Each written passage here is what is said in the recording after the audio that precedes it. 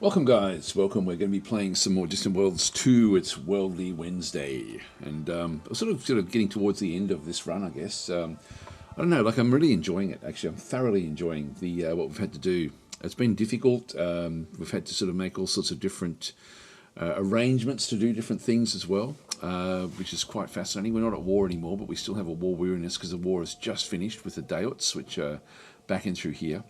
And the objective of the last war was to take this system here, which is a fair way away from everything else that we've got. This is the Draco system. You can see we've even got to do a bounce across into the Winded system before we even get to there. So it's sort of outside of our jump range. But it is the staging point for destroying the homeworld of the Gizareans.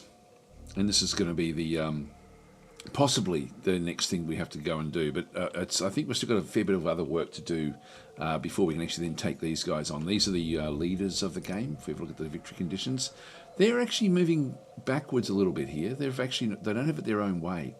There's a few other little things that are happening now where some of the actual numbers there, we can see like the bottom one there in that red, the Gizarian race victory conditions. They're 24 of 25%. They were 25% of 25%. Because what they've got down the bottom there is build the most military ships in the galaxy. And so at the moment, the Artuk oligarchy has 560 military ships, and we know that they've got 87% or whatever that number is. So that's going to be, still a lot of ships, like a hell of a lot of ships. But they'll be smallish ships, and we are building big ships now. We will be very, very soon. So that's sort of, they're miles ahead of everyone. So they really are the ones that we're going to have to absolutely crush. Other things that we have, just while we're looking at this particular screen, is we are... Where are we? Where are we? Can't even see us now. It's interesting. Oh, there we are. Sorry, it's the one that's highlighted right there. We're coming third. So you can see our economy is not fantastic. Like, when we have a look at that one, we're about equal with the Daots, which we've actually just won the last war with. So we're about the same. We've got more of our race victory conditions done than what they have, but we're still like a long way off being able to win. But there's a lot of other players now, other factions that are really struggling, like the Ikaru down the bottom through here, the Harkonish back into here, which are really sort of struggling. We've got the two different Daot groups are actually struggling as well. Now, we've absolutely crushed the Boscar Overmind, and they've actually been now relegated to second last place. So we've done a lot of work there. Now, they control, the Datanui actually have two homeworlds. We haven't got any at this point in time. We will possibly end up with the homeworld of the Datanui, which is the Gizareans at the top here. So the Datanui Anthropod Syndicate is the one that we need to get to. Now, they've just got to get to 60%. They're at 57% at the moment. So there's a fair few ones that are now behind us that are sort of struggling with their economy, but then there's other economies, like some of the other sort of more friendly forces, like the Akdarians, the Quamino, what are they called, the Xenox. These factions here are all doing fairly well within their own right, but they're still miles behind the Gizareans. So the Gizareans, we have to start to look at how we can actually absolutely smash them. And it's going to be difficult. It can be very, very hard. But that's actually something we will have to sort of start to look at doing. And to do that one, we need to get close to them. And to get close to them, we needed to take that system there, which is still a long way away from their systems. But at least it's a staging point. So it allows us to start to build up to then move across into their homeworld and start to destroy things. Now, we do actually have an ambassador there, so we can start to sort of see what they've got. Let's have a look and see. You can see there the combat strength of that defence force is extremely high at 4,400. That's very high for such a small number of ships, actually. I was assuming that we'd see lots and lots of very weak ships, but that is not what we're looking at there. If we have a bit of a look to see... actually, I'll just double check. Yeah, everything seems to be working okay. That's all right. So, hi Miguel, saying hello Daz. Hope you are well. Distant Worlds 2, really great game. I don't know why so low score in Steam. Well, each to their own. I think what it is it's a game that's a simulation game as much as a game. So so people come into it assuming they have to game it, like they do with every other Space 4X, and it's not one of those sort of games. It's a game where you slowly build up because you've got to manage your economy. You can see there, our economy, we've got a heap of money, but our actual cash flow is very, very negative. So we're sort of in a position now where we're going to have a lot of, we have to do a lot of things to sort of fix up our economy, even though we have like a lot of reserves of cash. So I think it's things like that confuse people when they start to play the game. But you don't have to worry about it. If you just move slowly through the game, you actually usually end up doing pretty well. So it's when you rush things, and we have had to rush things, which is why the money is so poor. We've had to rush into the Draco system. So that's sort of where we are. Let's have a look and see what their ships have got. Now these are destroyers and frigates. So their overall strength with just 9 ships is very, very high here. Let's have a look and see what their destroyers have got, because this will probably be the next lot of ships we're going to have to go up against. So they've got Hex armor, which is very good. Ducalos shields, which is better than ours. Yeah, so they've got 3 Hex armor and 1 lot of shields. They've got medium hive hangers. So these are mini. These are very, very, very strong. Fighter capacity of 12. So this is why they're so strong, is because of the hangers that they've got. So we have to compete against now something we haven't been building our ships for, which is to take down small craft. So the whole reason of being for this particular ship is to deliver fighters and bombers, and so they've got 24 total fighters and bombers on these. So it'll be 12 of each. So they've got 2 medium hive hangers in there. So this is actually the secret weapon, I guess, of the Gizareans. They have the ability within their destroyers to actually mount 2 hangars and their actual hangars themselves. The hive hangars from the Gizareans pack in much more fighter craft than anyone else. So this is actually a very, very powerful ship, like extremely powerful, which is why the numbers are just so high in terms of their combat ability. So let's have a look and have a look at the if you just go back and press the back arrow, if you have a look at their frigates and see what they've got. Frigates don't have anything down in through here. I think that the frigates do actually have the capacity to have the ability to actually bring in fighter craft. So we're looking at 48 fighter craft coming in from those 2 destroyers, and that's just a defense force, which is a low-level fleet. There'll be attack fleets as well, which I would like to see what they're made up of. Hi, Brain Fart Buck. How you going? And Undersquirrel. Hope you guys are doing well. So hi, Nazfo as well. So so in this case, they don't actually have any of the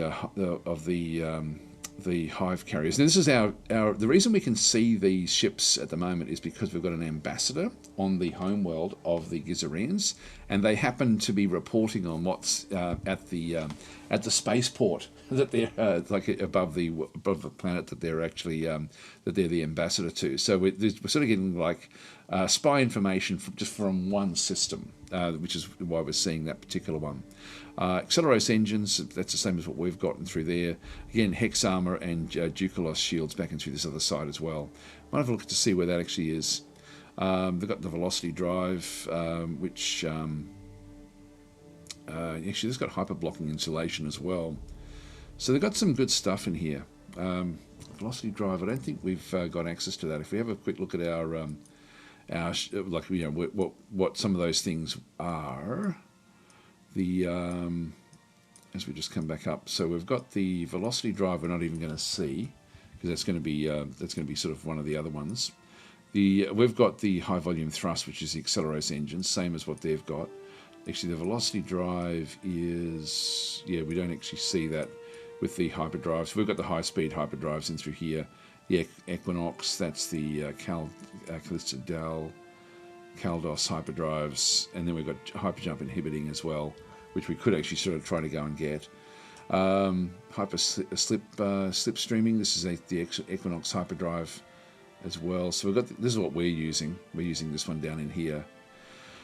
Actually, that does have hyper blocking insulation of 20, and this one would probably be 10 as no 15 actually. That's even a bit better than theirs. Theirs might be back as a racial one back in here somewhere, like on this sort of level. I would guess is what they've actually got with those velocity drives. So I don't think they've got too much more there. The Ducalos shields. Let's have a look and see for those. So this is the shields that we end up having. We've got the Corvidian shields, and that's the Ducalos there. So they're actually just the next one down. We didn't bother with that one. So I won't bother doing a comparison between the Corvidian shields. So we've gone that way, they've gone this way with their shielding, which is fine. And we also have a few other little racial things that we can bring in. But the big thing that we're doing at the moment is that we are going for multi-role starships. Down through here, we're very, very close now to finishing this one off. Just 120 odd days to finish off that research. And that will then give us light cruisers. And so this is going to be hopefully a bit of a game changer for us. But we may have to rethink our fleets. But we may still. I probably won't go and build everything for the Dayots. Sorry, not the Dayots, for the Gizarians just yet. With their small craft, we'll actually probably still need to take one more war against either the Dayots or the Boscara, just to sort of crush them completely. So that's probably really what our next war will be. So I'll still just work them into a standard sort of build, but but the light cruisers are definitely on the way. That's going to be good, and then we've got a whole lot of diplomacy which we're going to be doing. So the Dayots, the Gizarians, and the Artuks. We're doing these so that we can actually start to assimilate very quickly, or quicker than we are, the various factions that we've sort of got on our worlds. And so these are the main, the worlds that we've taken over recently. They're the main ones we actually have. So we've actually queued them up, and we actually then have electromagnetic defenses there with the Iron Shield, which will be handy if the Hive, which is another threat. Now the Hive seems to have there should be Hive ships in here somewhere, I think. That's just Gravelexes. I think that the Hive ships here have been triggered. Actually, they were there. I think they may be out and about, fighting in other parts of the known galaxy. I'm not sort of seeing them anywhere. What's this in here?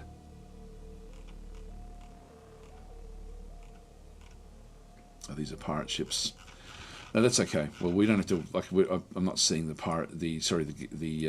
Hive ships anymore, so I'm not sure where they actually are. That's where we are at this point in time. Hi, John. How you going? And Milan. But yeah, ask any questions you've got. Like that's the reason that we're back over through here. Let's just unpause the game and wait for those 120 odd days to come through. We want our war weariness to get down to 0 as well before we have any other real big problems. So we've sort of crushed everything through here as well. Like we've actually sort of been destroying and building mining stations inside the Dayot territory. The Dayots have other presences back out further out this way. Like this is a lot of Dayot territory, but their homeworld is a bit more isolated now that we've sort of taken the Draco system off them. Offer free trade agreement. Yeah, I'll offer that treaty. I don't know if they'll take it. Yeah, we're down to -2 war weariness now, which is good. And we're getting closer now, just 83 more days. You can see the money situation is still okay. We just have to be careful. If we build up too fast, we end up with a lot of potential problems, like with the money. So by just doing little things, it sort of does help us a lot. They reject. Yeah, no one wants to deal with us. We're a bit of a pariah. If we have a look at diplomacy, you can see our reputation is pretty bad because of colony bombardments. we smashed the Boscara into oblivion. You can see that they've got little ships that are sort of moving back and forwards, but their economy has been crushed. And so we control a lot of the infrastructure for the. Actually, I should point this out as well. Like I'll just pause again and just talk very, very briefly about what's going on. Actually, that looks like it might be a Hive location. Is it? Not that we will really know. That's this is a Mortalan planet destroyer, which is actually under construction. I think it's only the Mortalans that can actually go and get that. So Somebody is actually trying to resurrect this. Not that it's going to worry me too much, I don't think. Although that is Daewits there. And actually, there is actually the Gizarians there as well. What we don't want is for this thing to end up in somebody else's hands. So this is a planet destroyer ship. You can see it's extremely advanced, and so they've found this ship and are now look at all the weaponry. It's just it's an absolute beast of a weapon of a ship. So yeah, if anyone ends up with it, that's going to be game changing. Yeah, incredible ship, but we're not going to be able to really affect whatever's happening with that one. It takes a long time to rebuild these ships. So this ship is currently being built. This is a Mortalan ship. If the Mortalans get hold of it, they're the reptilians. I think that they get to use it, but I don't think anyone else can really make use of it. So that's currently being built around a destroyed planet. So that's an old destroyed planet there. The Yagdol 1 shard. Back and through this other side, there's destroyed planets. So that's actually like an old ship that they're trying to sort of get to. There's there's a lot of people sharing this system here actually, but I'm not seeing any other sort of group, as in the Hive ships, which are sort of coming to life. They will try to collect themselves. The Hive is like a mid-game threat, which we're sort of in that position now, where they may start to sort of wander into different space. But in through here we've actually got the Boscara, and so we've actually taken one of their worlds, and we've sort of now just sort of going to be settling this one. We've got a fleet station down in here just to sort of keep tabs on what's happening in this region of space. They should become a threat again at some point, but we bombarded their homeworld to almost non-existence, and we then took over most of the like you'll find that we've sort of got like different mining stations, our own mining stations in through here. So just to control as much of the resources that they have access to is under our control now. So even their homeworld back in through here, we've got some pirate ships coming in. These are friendly pirate ships, the Artuk Cartel. And so they may use this one for refueling. So we actually have the fuel in through here. You can see there that this is the homeworld of the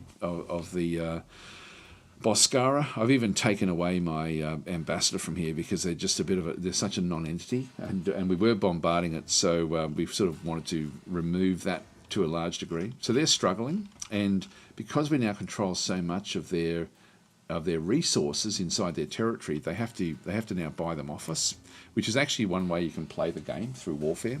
So in this case, the Boscara Overmind, if I go and click on them, they're angry with us. They don't like us at all. But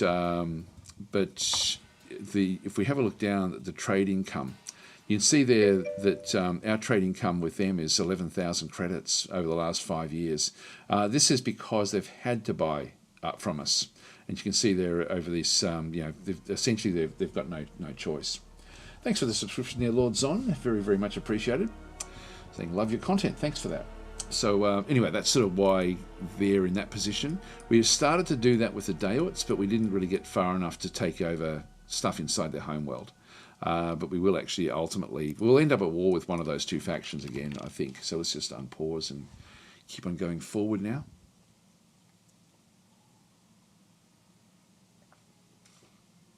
So we've got different fleets in around the place. There's our invasion fleets, which were sort of looking after the Draco system. We might sort of get a few more different... might even move them back, actually, into a more central location, that invasion fleet, and even build it up even bigger, just so we can sort of come and crush homeworlds. That would be pretty good. Okay, we'll dismiss that one. But that's going to then mean even more money that we need to then sort of get our hands on. But I'm saving up so that I can then start to afford the cruisers. So, a new resort base. Okay, that's fine. We still don't have anything built in here, which we will be building a long-range scanner, just so we can see what's going to come from this territory once we go to war.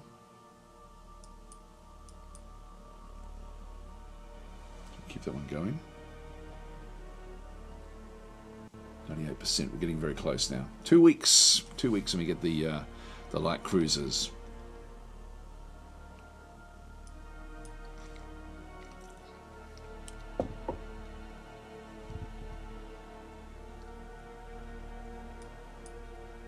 So there's a Dayot strike force back in through there. The war's over, but okay, it's the Boscara Overmind have invaded and taken over Rifro. Should be down in here somewhere. The Great Hunt has occurred. Alright, so this is with the Ardil military junta. Nothing to do with us. Oh, here we go. We've got our multi-role starships now complete. So let's go and start to think about how we structure those. Mission complete. Our agent has evaded detection. So we're using a Boscaran agent to steal research information on multi-target management. Okay, that's from the Ardil military junta as well. So this is Ardil's back in through here. This is actually the that's Ad Hill there. You can see it, the actual system. This is the reptilians, the ones who should be getting that that planet destroyer. Which, gosh, I'm not that far away with the 9th Fleet. I could actually go down and actually just blow it up from whoever's got it. Because at the moment it's a neutral ship. So at least then it wouldn't be a threat. So it's maybe something we think about, actually, just so we can get rid of it. If we have a look at it, it was at 90%, just to see if it's actually changed much at all in that time. Yeah, still under 90%. So that's, I'm thinking because it's just such a game changer, when this thing does get fixed up, that it might be judicious, or might be sort of better for us to go in and destroy that one. I might wait until I've got the shielding, like the better shielding, and then we'll sort of look to take it in, because that's actually a very dangerous zone back in through here, and building in there can be quite tricky with those different nebulas. Alright, so mission complete. That's multi-target management back in through there. That's good. But let's go in now and start to go through our ships and our fleets. So I'll go through the ship design, ship building, and the fleet management. I'll start with the fleets. So under our military tab, so we've got different tabs across the top through here. So I'll just do a bit of a. This is actually one of the areas that also is a bit confusing for players until you get used to what the principles of this actually are. So the military tab allows you to manage and look at all sorts of different aspects of your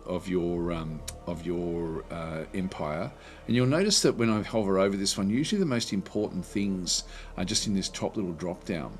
So it's always worth having a look to see what these tabs actually sort of are highlighting, just because these are the aspects that affect your game.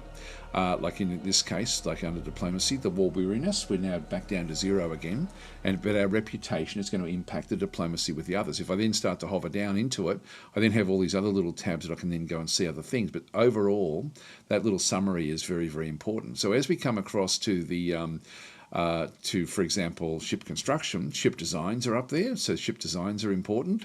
You can see state ships under construction 4, civilian ships under construction 83. So we're sort of the civilian ships are building a lot, and we have one idle spaceport yard at this stage. So there's a lot of civilian ships being built, which is great because that's going to improve our economy. So the economy is being addressed right now through the civilian ships, which we have no control over.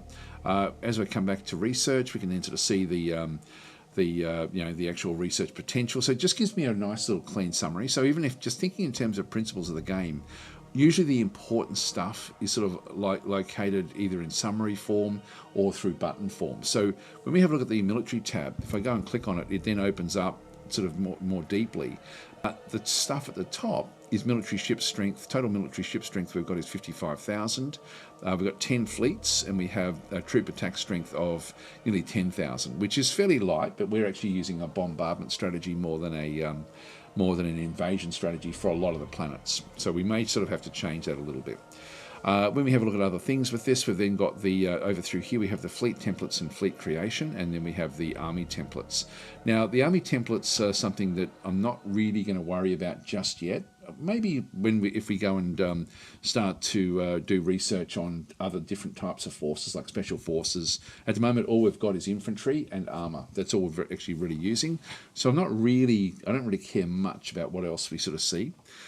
So what we end up having through here is we've got the fleet templates and fleet creation. This is very, very, very important to actually try to make use of. It makes your game so much easier to control if you start to use these templates. So I rely on these extremely heavily. I pretty much don't cobble together random fleets. I will always use this to do that. If we have a bit of a look at this one, you can see the different fleets that we've got. Some of these are ones that we have created, like for example the bomber fleet was one that we built based on the invasion fleet. But the other four, the attack, the defense, invasion, and raiding force, these are all the basic, the sort of like the base level fleet. So we can actually just keep on adding more templates in to then go and sort of affect how ships are then cobbled together inside these structured fleets. So we've actually got like our attack fleets that we've actually got through here. You can see through there the total cost to build a complete attack fleet is 133,000, which we've got we've got heaps like we could build heaps of them if we wanted to, but then it's the maintenance cost becomes another 6,000. At the moment we've got negative 28. That would then go up by another negative 7 essentially. So we've got to be careful of that. We've got 18 ships in our standard attack fleet, and the upgrade that we have is that we're not letting the AI control the upgrading of the actual fleet itself. We're doing that ourselves, and these are all active. I can deactivate if I'm not going to be using one of these. I have to keep the 4 standard ones, but this is actually the key to really simplifying the way that your ships work, because you end up with a lot of ships, is to control them through these fleets. And this is, as I say, really, really important. Hi, Sketic, how are you going? So in this case, you can see there that the attack fleet, we've got 18 ships. The bomber fleet, which we're using, the role is invade, is sort of the one that we've actually got through there. But in reality, this is actually one that we send out to try to destroy worlds. And so at the moment, this has got 16 ships in it. It's about the same build cost almost as an attack fleet. But this is mainly built up of ships that are designed to send in nuclear bombardment. But we'll have a look at some of these as well. Defence fleets are smaller, they've just got 8 ships in them. And the invasion fleet itself has then got 8 ships as well. I might upgrade this one and get even more ships into that particular one. We might have a look at all of these different aspects to see how we sort of tackle these. And then raiding forces have just got 6 ships in them. These are used to disrupt the enemy infrastructure, or to destroy the mining stations, things like that. Whereas the attack fleets are used to sort of that's the heavy hammer. The defence fleets are used to try to sort of intercept raiding fleets, essentially. So often the raiding fleets will be trying to destroy things. The defence fleets will be trying to destroy the raiding fleets. That's often how that one does work. Whereas the attack fleets will be attacking each other to try to sort of get supremacy over the game. So we've got 10 fleets in total. About 4 or 5 of them, I think, are attack fleets. And that's what we want to sort of have a bit of a look at. Let's just go and edit this one now. And so you can see there, this then shows me a few different things. I'll just go through how this one actually does work. So we've got ship role up, downgrade enabled. So the roles of the ship and the fleet can be upgraded or downgraded to meet overall fleet requirements. This allows me to have core, or sort of like I can allow the fleet to look after its own structure. I can actually turn that off so that I've got control. But in this case, it will allocate. The bigger ships will become the core of the fleet. The smaller ships will then become like the escorts and things. Will then sort of take on more of a sort of like a more peripheral role. They'll end up sort of surrounding the main sort of ships. Is the way that's supposed to sort of then work for the larger fleets.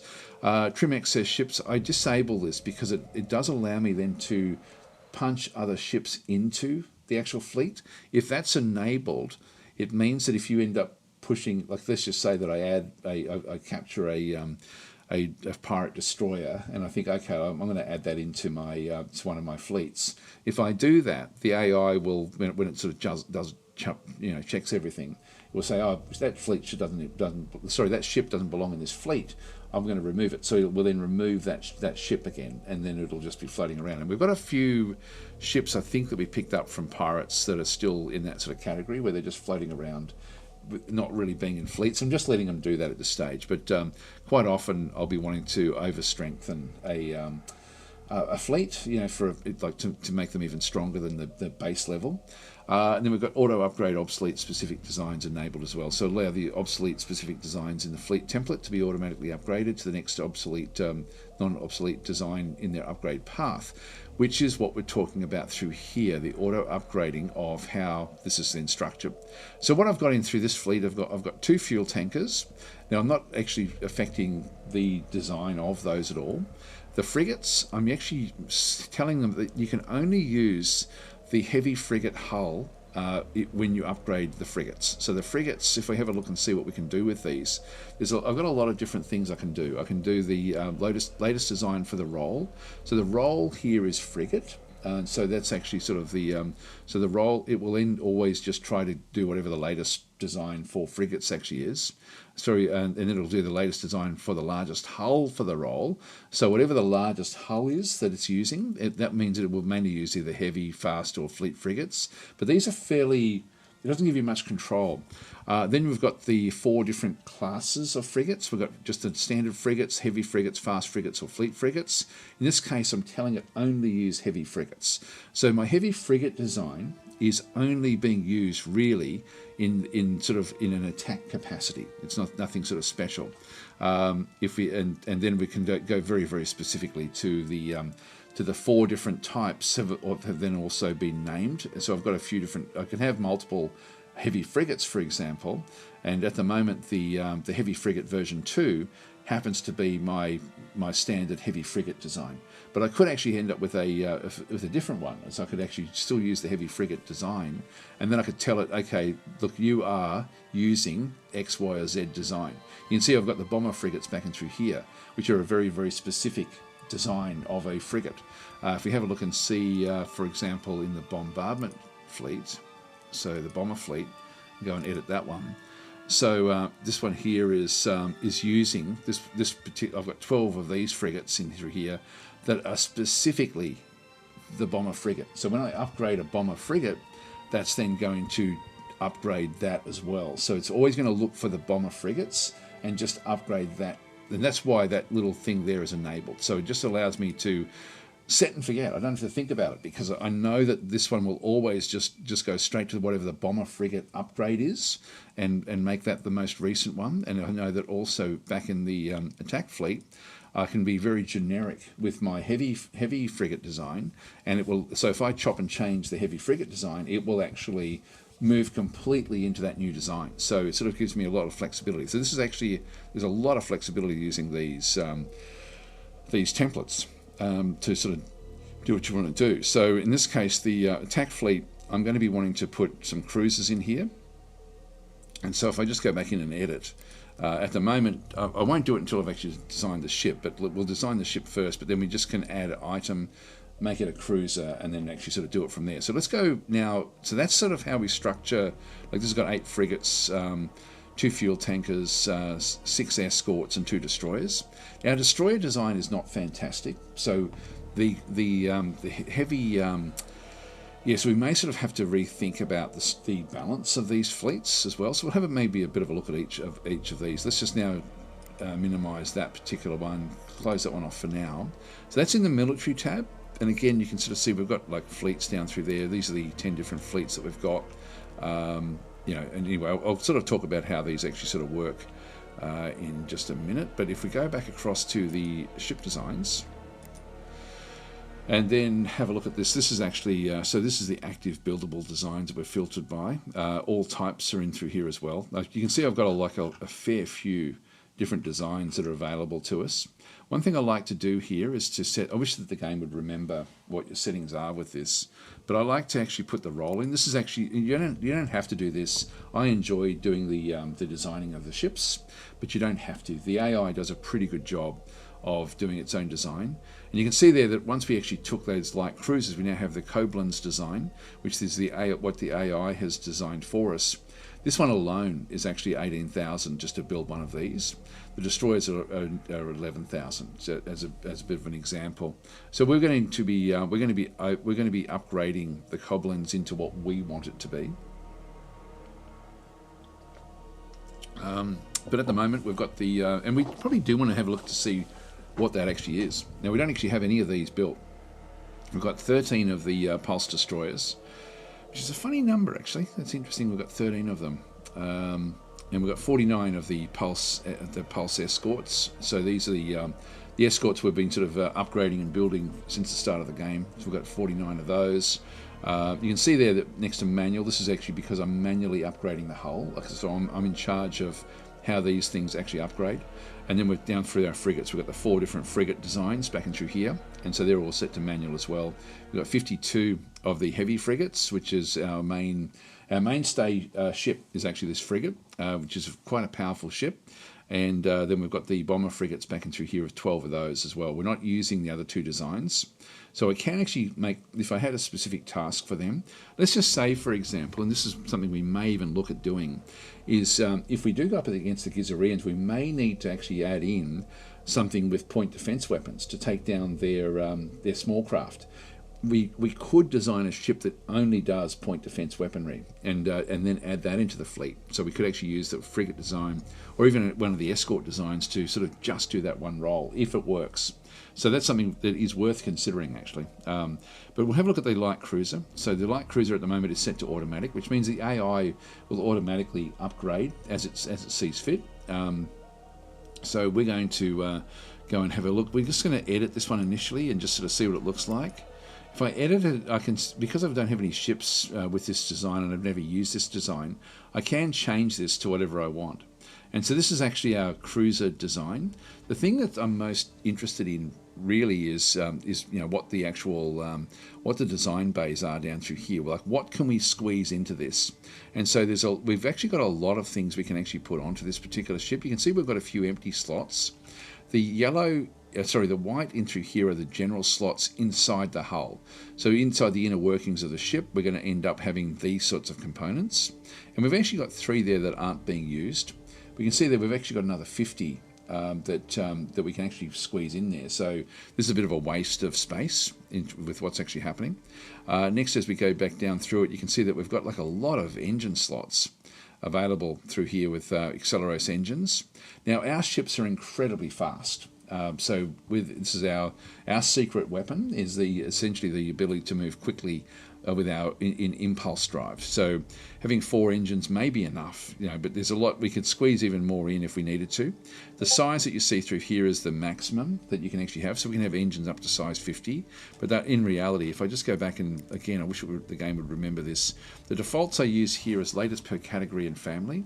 And so what this one does is this one is the filtering of what is shown. So that one I just use for the category and family, and then this is the sorting, and so I sort by bay type, then by category, then family, then size. So I end up sort of like in that sort of category and through there. So as we sort of come back through, you can see there we've got Proton engines and Acceleros engines back and through this other side, and these are size 21, they're size 20, and so in this case, with the Acceleros engines, we're using 4 of them at size 21, but they can be slotted up to size 50. So we can actually get some pretty big engines ultimately. All right, let's have a quick look and see the different weaponry. Now, this is actually really, really cool. I wanted to see what we've actually got available to us to make use of on this weapon. And just looking at the capacity, so we've got 3 different size mounts. This is another thing where the game really, from a user experience perspective, really should be doing a better job of highlighting the differences of what you do actually have available when you do play the game, and it only splits them into small and large. It doesn't split them into small, medium, and large. And so the large is up to a size 120. So I've got 3 large slots, which is great. The medium size goes up to size 39.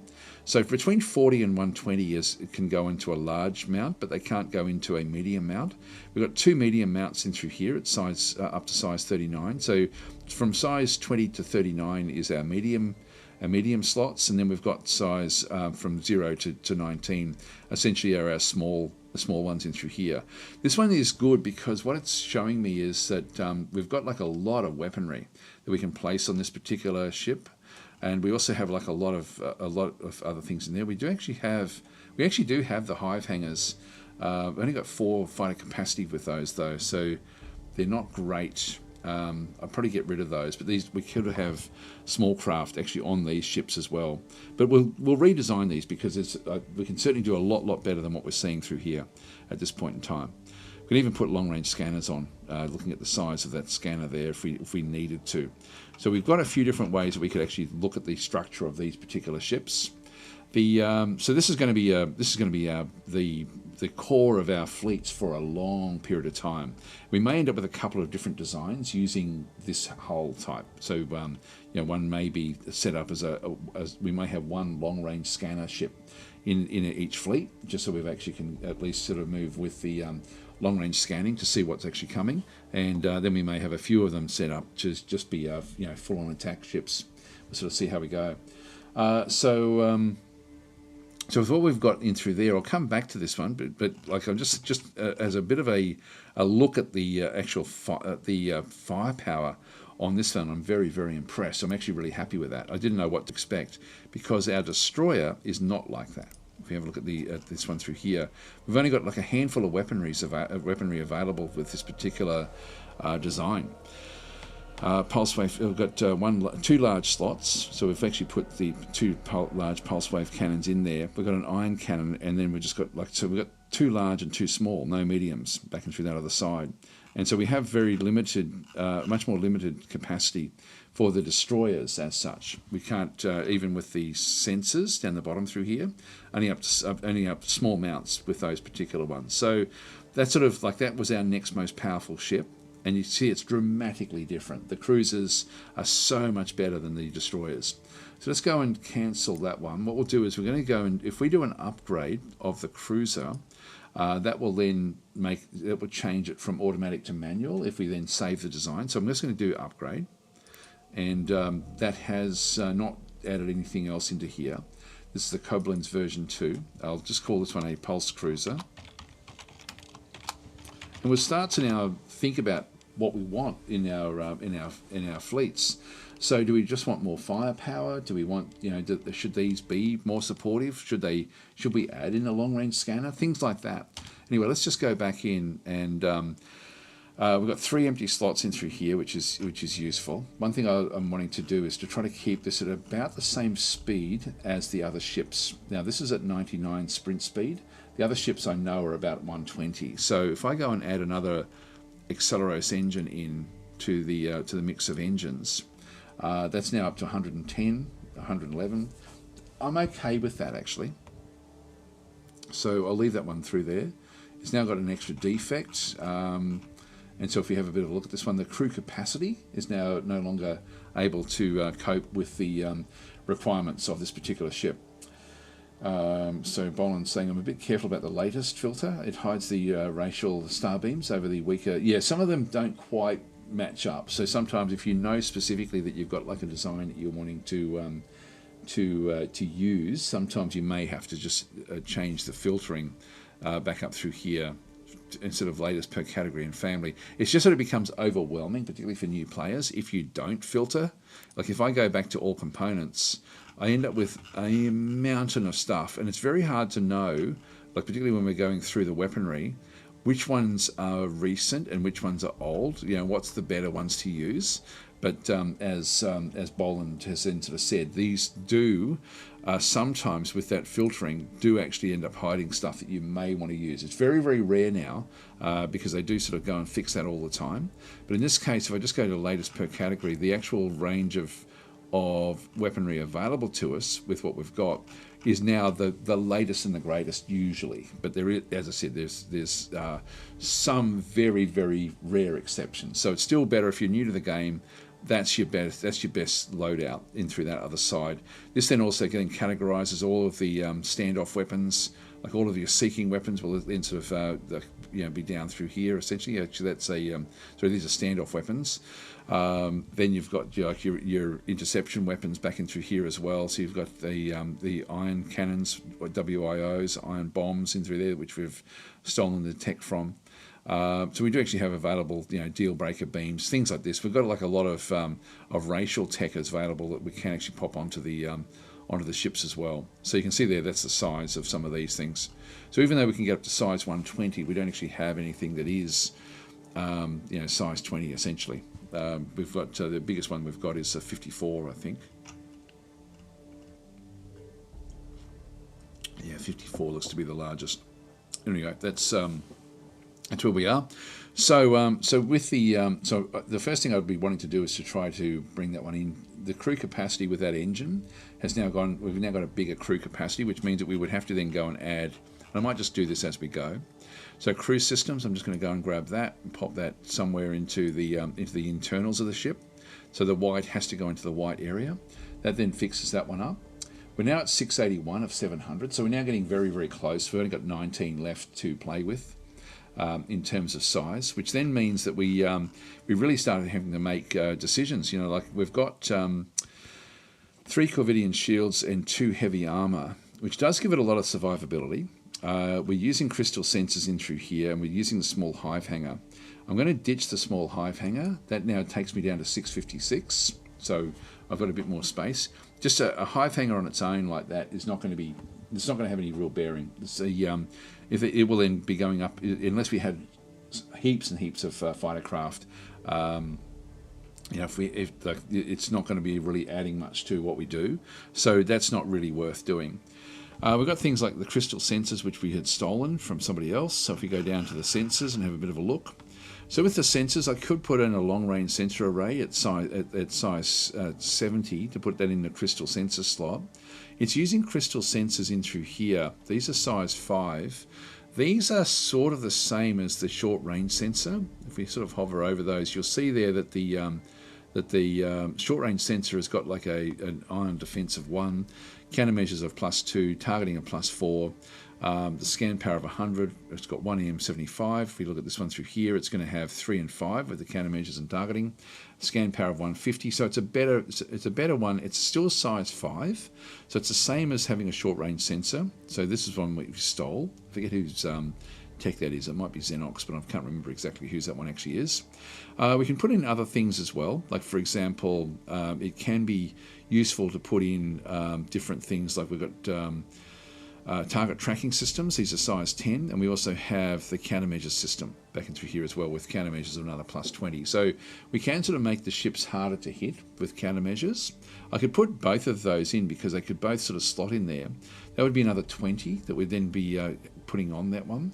And we have to think again, like we're probably going to be, these are the sorts of ships that will likely be targeted. So putting a countermeasures system in there is actually a good idea. I might even ditch I'll just get rid of that one just by right-clicking, but I'll grab the crystal sensors and put that one down there. Just that last slot, I could use that if I wanted to for the long-range scanners, but we've only got we're still sort of like about 34 off, the actual capacity that we actually have for this particular ship. So I may just even leave it at that, possibly put on a target tracking system back in there as well, so that we end up with sort of something, the ability to be able to then hit a bit more effectively. That will then sort of give me a +20, +15 for targeting. Sometimes we'll pick up other things. We haven't actually grabbed the actual the other sensors from the other racial sensors, which would actually be fairly cool with what we could then go and do. So that's actually sort of now really gets our sensors underway. It's really going to come back down now to weaponry, and just making sure that everything else is sort of working. Sometimes we may want to have like once we get the shielding, for example, we may have to sort of rethink about what we do with the iron shielding, so that way we're just going to be these are going to be a bit stronger. I'm happy enough with the speed overall. Now at the moment we've got the complete bonuses there. We've got +5 in through there. We should have better targeting actually than that now with what we've got. But everything, yeah, we've got 2 recommendations, which is okay. Yeah, targeting of +32, countermeasures of +38. So this is going to give us make it a lot more survivable. The 3 shields, 2 armor is actually pretty good. Actually, I'm actually pretty happy with that. We've just got to now think about what we do through here. I tend to not use these buckler blasters. My preference for, and if we have a look now at the layout for the different weaponry, this is going to then show us what is facing where. So we're going to have a few different mounts. This is a 360 mount at the top through there. So that mount there is actually a good one. If we go through each of these, we've got one at the back, which is a 120, a large mount facing the back of the ship, which is probably a bit useless. So we don't really need that one as such, unless we're firing at things behind us. So that one could ultimately even be useful for like a sentinel beam or something like that, a point defense weapon. If we go to the actual weaponry, we can then sort of have a bit of a look to see what we've got available to us. So if we go to the WINs, which is the intercept weapons, these are the point defense weapons. The sentinel beam I do like a lot. The buckler is just a little bit like it's one ton lighter than the sentinel beam, but the sentinel beam has got like better range. So I tend to use the sentinel before I use the buckler. So I tend to use this one for a lot of the game.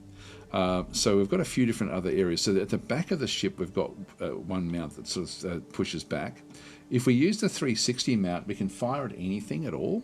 So that one there becomes our most useful small area. So I could actually just, that's immediately a sentinel multi-beam needs to go in that position. So that's actually now got the sentinel beam is now in that particular position through there.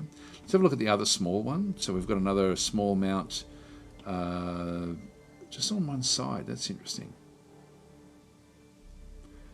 Yeah, that's weapon 7. What's the other one? Oh yeah, so we've got on both sides of those, we actually have 2 more small slots. I'm inclined to actually pop in, because we know that we're going to be dealing with a lot of small craft. If I do that, I've then got sort of like, this is our most useful because of the 360 degrees. But these also can face the front and then face either side of the ship. So that then takes us up. Now we're up to, let's have a look at this, just how we're going with the size. I've only got 9 left in this particular design. So we may have to sort of reshuffle things. And quite often that's what actually ends up happening through here. Looking at this, we've got 2 large mounts. We've got weapon number 6 in through there, and we have weapon number 7 back over the other side there. So one's got a large pulse wave cannon, the other one's got a medium. So what I'd prefer to do here is actually ditch that one. We also have a 39, a medium slot there right at the very, very front. In fact, we've got a couple of them. So there's there's two mounts. I'll just push it this way so we can sort of see it there a little bit. But the medium through there, we've got one there with 180 degrees sort of facing the front, and another one there. Now, if we're using a tractor beam, the tractor beam is size 20, so I'm going to ditch that. And we've got the pulse wave cannon there as well, at size medium. I'll ditch both of those at this point in time. So we don't have anything mounted on the large mounts at the front of the ship. And so we've got one. We've got one large pulse cannon on the other side. The large pulse cannons are definitely worth getting if we can get them. So we'll go to those. That's our own racial type of. This is the large cannon version 2. Just going to go and throw that one on that side there. So that gives me 2 large. These are size 45, which takes them above the size 39. So we can't do much else with those. I've still got 46 I can go and place on this one. So I could actually make a third one of these, but then we've got the mediums. You can see the mediums, we can't put another large on the front, and I don't really want to be placing one on the back of the ship. So I really want to have my firepower facing the front, and so we'll actually make it so that this is really going to be attacking from the front. So I'm not going to worry about that rear area. With the 39s that I have, if I can throw in a couple of medium pulse weapons in through that side. So this is the standoff weapons, which are the big ones. If we go up to beams, so these are going to be, you can see we've got the pulse wave cannon in through there. These are size 30. So even though the large ones are size 45, I can only really put one of those on, these pulse wave cannons in through here. If I was using small ones, I could make use of those. Quite often what you'll find is the difference between a medium and a small will be that you've just got 2 of them in a single location. So often it's they fire like where is it? You see down the very, very bottom. It says shots per volley is 3 from each of those. The volley rate is the same. It's actually in this case, which is a bit unusual, but in this case it is that they're twice as powerful rather than firing twice as many. Quite often with these sorts of things, it'll ultimately end up being that one will have one shot per volley and the other one will have three. Like, for example, if we go to the medium and small railguns, like the medium railgun as opposed to the other railgun, you'll see there that the only real difference, like looking down through the whole thing, is that the medium has got 2 shots per volley and the other one's only got 1. But in this case, yeah, so I've got 30 and 15. I could actually place one of each on the front of the ship, and that would then sort of take me right up to the limits of what we've actually then got. I'll just throw them on and just see what actually happens. So I'll pop one of those in there, and then a small in through that other side. So we end up with a lot of pulse wave cannons with a whole lot of sentinel beams as well, back in through this other side. So it's going to be fairly good for defense, and also fairly good for full-on attack. Like, this is going to be very, very cool. There's only recommendations left. We're 1 ton off now with what we've actually got through here. So that then sort of does give us like a very, very viable ship design. We've got a lot of crew capacity. Crew is only size 10, so there's nothing much else there I can really do. If one thing I could do, for example, if we go down to the defences, we've got between heavy armour and then we have Corvidian shields. And so if we're close, and I don't think we're quite there just yet, if I go and ditch one of the crew systems in through this other side, that only saves me 10 back in through there. And we've got 145. If I could change, that's what we've actually got. One thing I may consider is looking at the Corvidian shields. I've got 3 Corvidian shields. These require 5 crew to man the shields each. I could actually, if I wanted to, ditch a shield, but it's not going to be enough. If we were just a couple of points off, I could do it that way and actually and get rid of a shield and put in a heavy armor, which only has a 1 crew requirement. Things like that we can sort of tweak a little bit, but in this case I won't do that one. I'll just pop in the extra crew. That will be useful. So where are we? Crew systems. Let's go back up to the internal slots and throw them in. I haven't had a real good look at what we've got through here. Let's have a quick look and see. Yeah, so with the energy that we have, we do actually have 2. We're using a couple of Nova core reactors, which again has been stolen. So we've stolen the Nova core reactor. This thing, we need 2 of them to be able to power the impulse. So this is our impulse. If it's over 50%, it means that we do need it. And you can see there we've certainly got well and truly enough for the hyperdrive. Just the impulse, though, is over 50%. If we weren't using energy weapons, we could also then, we may be able to bring that power requirement down, but we have certainly more than enough power in through here, than we sort of really need to worry about. So everything's looking pretty good there. Our sprint speed now, with adding all this extra weaponry on, has gone down to 108. So we're a little bit slower now than what the other ships will be in the fleet. But these are going to be very, very powerful. So these are going to be very heavy hitting when they do come in. And they do actually now having the 3 different sentinel beams on them makes them like a good design for taking on small craft. But the rest of our fleet is not good at doing that. So let's go and just go back up the top through here. So what I want them to do is, because we're using weaponry that is going to, if we go back down to the weapons and have a bit of a look at the large pulse wave cannon, you'll sort of see there that the damage is 60, but the damage at maximum range is only 30. So the closer we are into an enemy, the more damage we're going to do. And so what we want to do through those is then change the overall default position for these ships. And so the default position here is going to be the engagement range will be same system. The attack stance against weaker targets will be aggressive. We have a few different things in through here. So we have evade, which means we're going to be always trying to run away from any combat. We've got cautious, which means we're going to, whatever our longest range weapon is, we're then going to try to stay at that range from whatever our target is. So we end up sort of pushing away. So if you've got ships that are fairly lightly armoured, but if you've got some powerful weaponry, you want to make sure you've got a very, very long range weapon and then set them to cautious for attacks. In our case, though, that's not the case. We've got good protection. These are solid ships. These are very, very good ships. And so, so with the cautious aspect in through there, we don't want that one. Neutral is a bit of a balance between the longest range weapon and the shortest range weapon. And then aggressive means go into point blank and basically just use the most power that you've got. And because we're using pulse wave cannons, and all of these will actually have a diminishing effect.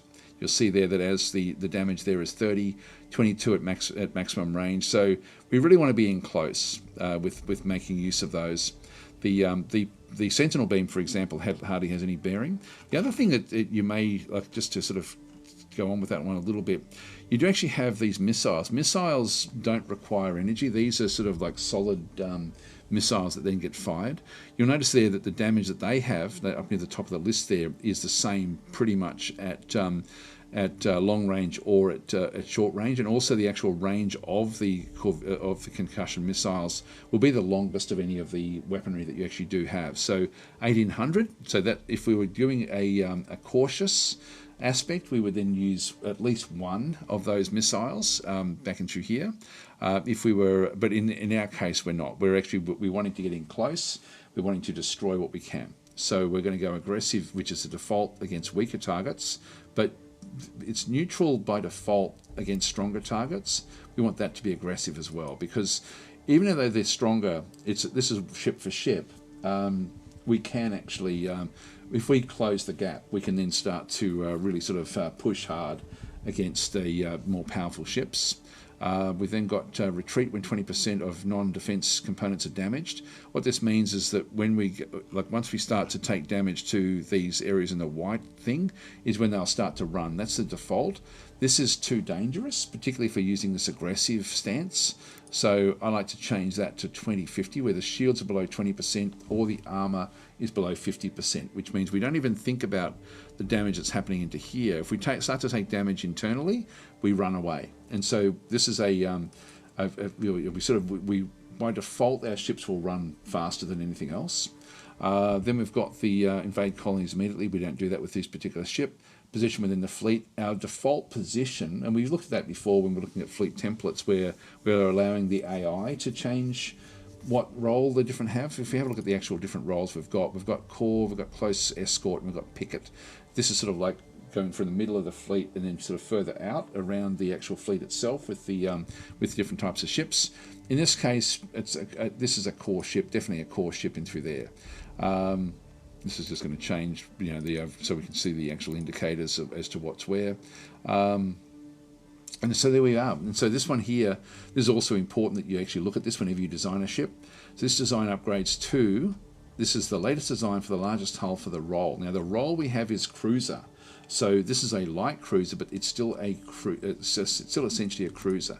So what we want to do here is we want to go for, we can either go and do it for the latest design for the hull, which is going to be a pulse cruiser, which means basically sort of any hull, or for the role. And in this case, I wanted to do it so for any light cruiser design that I make, by default, I want it to be that, I think, rather than going down to the actual to the role that we have. So let's just go to the hull.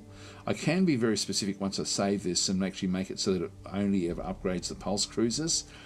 I may even do that in this instance. I'll just save an exit and then we'll just come back into it. So this has now been set to manual. If I just go in and edit this one again, and so you can see there, other designs that upgrade to this design is the Koblenz Light Cruiser. Not that we've got any of those built, but this is now the default. But I can just go back down and say, actually, I'll just leave it where that is because we haven't got any built. So once we start to get them built, I can then sort of be very, very specific about how I want them to upgrade it. Let's just say, and the reason I'm thinking that is that it may be worthwhile throwing in a long-range scanner for one ship and actually have almost like a ship that sort of stays back at the back of the flight of everything and just is a support ship, and so sort of works with the long-range scanners. Put in some long-range. In fact, should we do that one? Maybe we'll do that in a little bit of time. Anyway, let's just go and save and exit that one. So that's actually now ready to go. So what we can then do with that light cruiser, rather than just starting to build them and throwing them into the actual fleets, I then go back to my fleet templates again. And I really only want to have these in the attack fleets. So if I go and look at the attack fleets in through here, I'm just going to go and edit what we've got, and we're just going to go and add in the new item. And so the new item is going to be a cruiser. So we've got the cruiser in through there. And so what I want to do through here is actually have the latest design for the light cruiser. So this is going to be the light cruiser. And again, I can actually just go to Pulse Cruiser. I may do that. Actually, that way we are very very specific about the actual these type of ship that we're doing. So we're going to have to change the cruiser design as well to make sure that these always stay as Pulse Cruisers, because we may end up with let's just say that we add in, say, 4 of these per fleet. So that's going to give me 4 of these big ships. We've only got 2 destroyers. The destroyers just aren't as powerful. But if I use the cruisers, if I have 4 cruisers, that's really powerful across and that's going to cost me a fair bit of money just to actually add those 4 cruisers per fleet into the actual mix. So if I go and leave that one through there, I'll just now go and close that one off. I won't talk too much about this one. This is actually how the formations are set up and so on and so forth. So this is by default if we create a new fleet, but we can override that as well. So that's now got 22 ships in it. The maintenance cost is now 10,000, so it's more. It's 200,000 to build an attack fleet, but we've got a fair few of them. And so if we have a look now at the various fleets that we've got, so we've got, and the fleets have all been set up. I'll just to finish off this whole thing about fleets and how they work, is you'll notice that we've got different fleet indicators around the map. Some of them don't have any sort of like anything indicated back in through there. Some of them will actually have like shields. Some of them have got like lightning bolts. They're all got either shields or lightning bolts by the looks of things. Yeah, that's shields in through there. That's the role that we've given the fleet. So, and this is where the fleet then just does it does things automatically based on the role that we give it. Now, if we go across, I know that that's the 9th fleet. If I go and I've set these up with control groups. So I've got control 9 is fleet number 9. So if I go and grab that one through there, I can see that this fleet has it's got the 18 ships in it from our basic design. It now needs the 4 cruisers added to it. And so we need to sort of add the cruisers into this particular fleet. And so we've got a few different things we can do. Because this one is set automatically, and so this is not under manual control, because I can see the shield there, its role here is fleet role of defend. So it's got a defend role. If you go and click on that, you can then it will then do different roles for you automatically. So just going through very, very quickly, the actual template that we have through here is the attack fleet. I can go and click on that one and choose any one of the 5 that I've actually got allocated. In this case, it's an attack fleet. This is how I can upgrade fleets from, for example, being often a defense fleet. Ultimately, as I get better and better money, will ultimately then become an attack fleet. So I've got a lot of attack fleets. These are my main fleets for destroying enemy fleets. And so the attack fleet is going to be basically back in through here. So that one is sort of like the structure of the fleet. And then the role of the fleet, I then actually have different roles in through here. Now we have, again, we've got 5 in through here. One is manual, means that we can do anything we like with the fleet. And it won't really go off and do things automatically. But if we use the other ones, we can then have attack. Attack will then look for enemy targets, as in fleets and big targets. So that actually doesn't waste time looking at mining stations or anything like that. It actually looks for actual, full-on fleet engagements. So it tries to destroy enemy fleets. So with attack, so it's not all that valuable unless you really are just using a lot of automation in your actual game. But again, the game is really designed for automation. Raiding, this is set up to then go off and destroy infrastructure. So this is the one that you then use to try to take out the various mining stations, etc. Defend will then try to defend a territory, and this is what we've got it set to at the moment.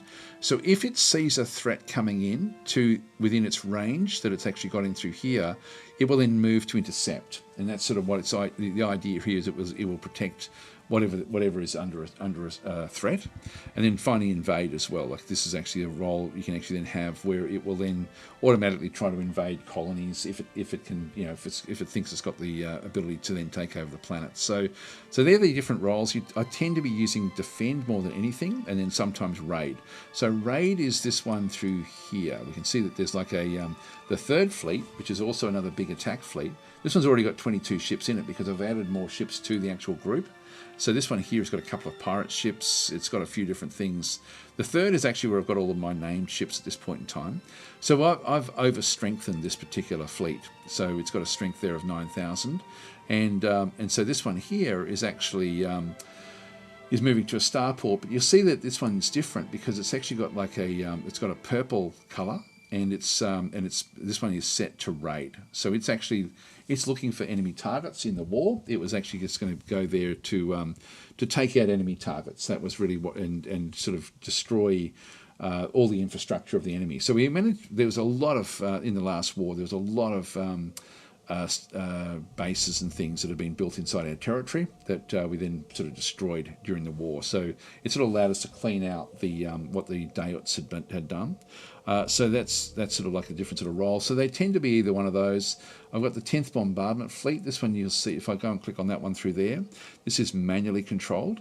This means that I'm actually just under full control. This is actually my fleet that goes to actually bombard the planets and sort of destroy the actual planets. I only need one of these fleets. And so I had set these up because I was going to bombard the Dayot homeworld. So they were just sitting there ready to go. I don't know where I'm going to need them, so I'll just leave them where they are. But they don't have I'm leaving them on manual is fine. I don't need to do anything else with those. The other ones that we have sort of set at the moment in through here, we've got the 4th Attack Force. This one has been set as a, if I go and grab that one through there. Again, this is got 18 ships. It does have the, what else have we got through there? This is manually controlled as well. I'll be wanting this one to be operating from Draco and actually then sort of looking after this region of space. So I'm going to need to have something defending this, so I might as well use the 4th Attack Fleet to position back out into this particular role. So if we have a look and see what this one has got, so the other way of actually now setting these things up to do things automatically, at the moment this is set to manual, and I'm going to want this one to defend. So let's just set this one up for defending this particular world. Now you can see there that we've actually built ourselves, or we're under construction here, a spaceport. So we're slowly building this particular spaceport. This was the invasion, the invasion fleet from when everything was sort of being done. We've still got other things that are under construction from the war. But I'm just going to go and tell this one. You can see there that its home base is the Gamramay 5 mining station. So we set up a home base for this one. And so its home base, Gamramay, is possibly way back over here, possibly. Or it may even be further out somewhere else. These were actually on a mission when the war started out to here. And so I forget where I put the Gamramay system, but I sort of gave it a location which was a long way off. But what we want to do is we want to tell it, in fact, what I can do to see where the Gamramay station is, if I go and change the role of the 4th Fleet, so we've got different ships coming in through here, if I go and change that to defend, the Gamramay system, and sorry, I've got that now as defend. The reason we're not seeing this is it's set to a very, very small defensive radius. If I go into set tactics, I can say at the moment it's got a fleet engagement range of the same system, but let's just make it say 50M. It's way over there. So that's actually where its home base is, way over there. So the 4th, that's actually, if it's set to automatic, it will then say, okay, I shouldn't be out on this edge of space. I should be over there, and I should be sort of sitting back in this role in a position over that other side. So we don't want that to be the home base of this particular fleet, and we do just want it to be just for this one system. So if I go into the into where we actually are, and then say, okay, look, this is what we want to do here is actually set this one up as the home base. So with the fleet selected, I can just go and do a long right click and go down to set home base for the 4th Attack Force. So if I go and do that one and then zoom back out, it now has been told this is where you live, and so when it's set to automatic, it will then always come back to this location to set itself up. And so what it can do, though, is you'll notice there's a few other buttons down here, which I'll talk about in just a minute. But if I do that, it will do whatever it thinks it needs to do to maintain its role, but sometimes that can be not what you want it to do. Now, in this case, I don't want it to be protecting anything further out. Not that there's anything to protect. Actually, I could leave that on there because there's nothing else outside this range that we control that's going to be. It's not going to be dragged off to defend some lowly old location. I want it to stay in the Draco system. I could actually just change that one back to same system. And so I could do that one if I wanted to. But in this case, with that one done through there, if the fourth, we'll have a look at the fourth. You can see there that there's some ships need to be retrofitted. So we can actually sort of go and tell it to go and do that. That will then move off to a location for retrofit. And that may not be here. It may have to go all the way back to our home systems to then go and retrofit. And if that's the case, it's going to be away from its location for a fair degree of time. And we can also need to top these up. So top up the fourth attack force. And so if I go and click on that button, it's going to then automatically build those missing ships. So we've got the 18 ships in through here. I'm going to do this. So I'm just going to go and click on top up. That's now added in the 4 different light cruisers. That gets me up to the 22 ships. So they'll be built and then sent out to there. I won't automatically do the retrofit, but it will actually. It says warning: construction yard queue is very long. So there is actually a waiting queue while it's now building. If I go back to the fourth, we can see there that this fleet is now building up different ships at these different locations. Let's go across to the 9th, which also needs to have I've got a few different fleets that require this. You can see this one doesn't require retrofitting. So in this case, we do need to top up the 9th fleet. So I'll just go and top that one up as well. And so we'll now sort of see that there's also now other shipyards are now being commissioned to build more ships. We've got 4 of those coming back in. The third is the one that I'm mainly using for doing sort of interesting attacks. So I'm going to go and add in that one as well. Even though we've got 22 ships, we've got more destroyers in here. We've got a couple of pirate destroyers in this particular design as well, in this particular fleet. So if I go and top up this one, it's still going to add in my light cruisers. So it's going to make this one 26 ships. So it's very, very open with what we can end up sort of doing. And we'll keep this one fairly central.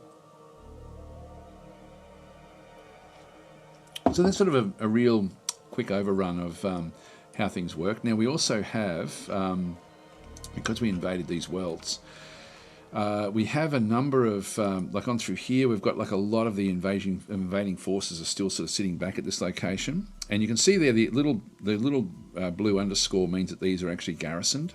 So I'm going to be wanting to override those garrisons, and I'm going to be wanting to just get infantry. What we see, the cross through here, these are like NATO symbols where we've got the cross through is infantry, the circle is armor. And so with the armour, some of these are going to be fairly weak, but you'll notice that the defence strength of armour is only 67 in this case, but 168 for the attack strength. Whereas for the infantry, you'll see that the defence strength is 145, but the attack strength is low. So when we attack, we want to mainly have armour. When we defend, we mainly want to have infantry. So there's no real point leaving armour, which is expensive to build, on the actual planets themselves. So we're going to be getting rid of these. We want to get them off the actual planet. You'll notice that there's a lot of garrisons because these worlds are friendly, happy enough, like they're actually sort of fairly good, but they haven't been assimilated yet.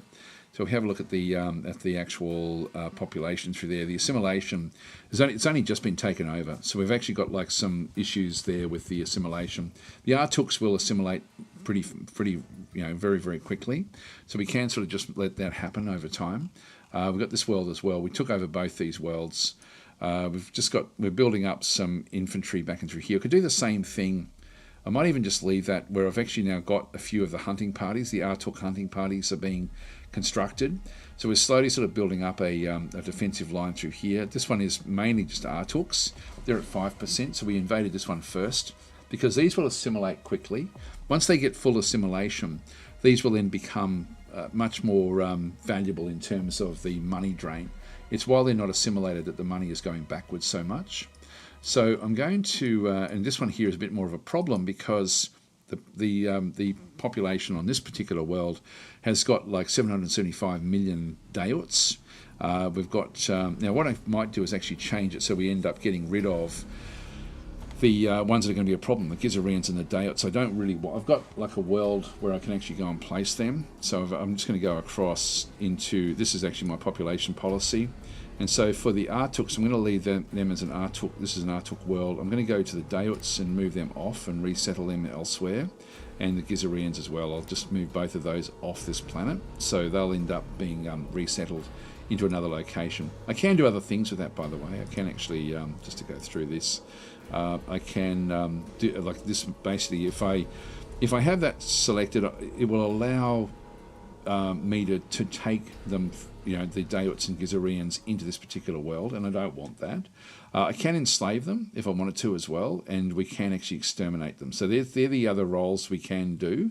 I don't need to do that with these. I think I'm just going to keep them sort of thumping along, but I will go to this world as well and just go and change the policy so that we don't accept them. We don't want Dayots, we don't want Gizareans on this world. I'm happy for Artuks and anything else, but not Dayots and Gizareans, or Boskarans, to be honest. So we might as well finish that one off as well.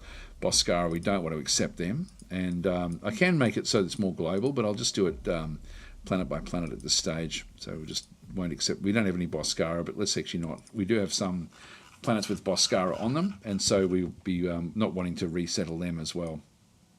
Anyway, that's sort of the where that one does go. So we've got that now under control. I might go through each of the fleets. So the first fleet is another attack fleet. So this is a attack force. This one does require topping up. This one's also been set to raiding, which I'm actually happy enough with. I've got 20 ships in this one. I'll top that one up as well. Just go and queue up more of the actual cruisers. The second is my invasion fleet, which doesn't have any troops on board just yet. We are going to go and pick up. So as we come back through this one, let's just go back across. While we've got it paused, I can then sort of I can still let the AI manage what's going to happen with garrisons, but then we'll sort of then fix them up afterwards. So with this one here, if I go back into manage troops, I can do different things on this particular world. So I've got the I can build war swarms, and you can see there that these are the war swarms are Gizareans. So that I can do Gizareans war swarms. I can do battle meton brigades. These are Dayots, so I can build them because I've actually got the groups there. I can build mercenary brigades back into this other side. These are the Artuks, or I can build actually hunting parties of the Artuks. Mercenary brigade. I'm not sure who that is. What I'm looking for there is I'm looking for the highest defence. So the hunting party from the Artuks is only 102. These are 189. You can see there the maintenance here is only 180, whereas these are 200. But 189 defence is a good one there. That's 188, very, very similar for the battle meton brigade. And then we've got the 138 there for the war swarms for the Gizareans. So really, I think actually the battle meton, are they my forces? What have I got there? This is... Sentinel Force. That's the ones that we actually have as Sentinels. I'm not sure that is. I'll just have a quick look and see what they actually are. So if I go across into F1, I can then bring up the Galactopedia, and if we go and have a look at the actual alien races, so we know that we've got Artuks there. That's going to have.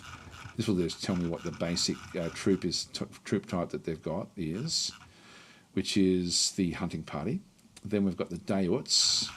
Dayots basic is the mercenary brigade. Okay, that's the Dayot one. Gizareans. So we may have Harkonish we can do as well. Harkonish are the war swarm. Okay, so Gizarean are the war swarm, and so the base defense is 138. Dayots was 189. Yeah, okay, yeah, so that's fine. And then we've got the Harkonish, which must be the other strong one. Yeah, Battlematon is the Harkonish, which we have on this world. So really, if we make Dayut troops, we're going to be fairly well off with able to defend these worlds at 189. So these have actually got very, very good combat ability. So we might as well make use of the spiders to sort of build up the troops on this particular world. So if I go back into manage troops and go back to the which one was it? The mercenary brigade. That was right, wasn't it? Yeah, 189. So I'm just going to go and add in like a bunch of these. So we've now got a lot of those being built. And what I do want to do now is if I just go back out to the top and then go to the details and through here, I can then just go into the actual all the armor and just I can shift click these if I wanted to, and then make them so that they're not ungarrisoned. So we get rid of that line underneath. Just go and ungarrison those troops, ungarrison those.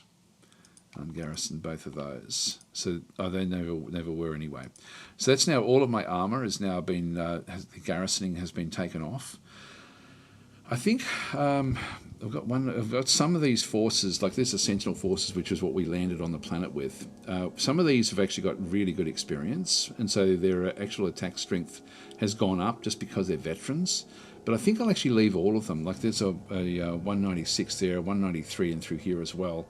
And so these forces are my old, sort of like they're my best troops because they've been in the wars for so much. But I think I'll just leave them where they are, and so they can stay as garrisons on this particular world. We're going to need a fair few on these worlds to sort of protect them. So. With that one, I can just sort of minimize that one, grab my second fleet and just tell them to go to this world and load troops. And what we'll see is when I do the load troops and then click back onto here, anything that was free to be picked up, which is all my armor, has now got a little up arrow. So these will all now be collected and taken back into the fleet. Let's just unpause.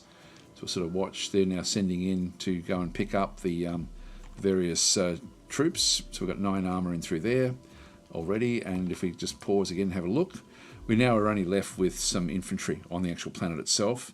So we've got 4 that we left there, plus the other 5 there. Now I'm going to send the second, which is my invasion force. I want that one back at home. So I'm going to send back to the Roskiri system, and just go and tell it to go and pick up fleets, more troops, load troops at Roskiri 1. This is where we're building our own troops. So we've got like a few other troops sort of being established in through here. What we might do is actually just go back in. We've got clone troops, which we can build fairly quickly. Let's grab a few more of those, and also a few more armoured troops in there as well. So we'll just get a bit more of invasion forces ready to go into the second. So we've certainly used up most of our troops now, just doing other things. So we got up to that was the 4th that has now been there. The 5th is also another invasion force that's now coming back after attacking a location back over here. So that's going to be topped up as well. The 6th is only a defence force, which we're not going to worry about. The 7th is a defence force. The 8th is a defence force. The 9th has already got its fill as well. And the 10th is also another of the... this is a manually controlled fleet back in through here. I'm going to tell that one... Oh, sorry, this is my bombardment fleet. So it doesn't have anything else that can be added to it. So that's just waiting for targets. So let's just go and unpause. You can see there that now our money situation is getting a lot worse because we have to wait for the simulation on these worlds. And we're starting to now sort of see this is an invasion force that's now leaving this particular location. If I go and grab that one, this is the individual ones. If I go back out and try to grab the whole... No, if we can't see the fleet, these are just individual ships of an invasion fleet. So these are different, that's a frigate, for example.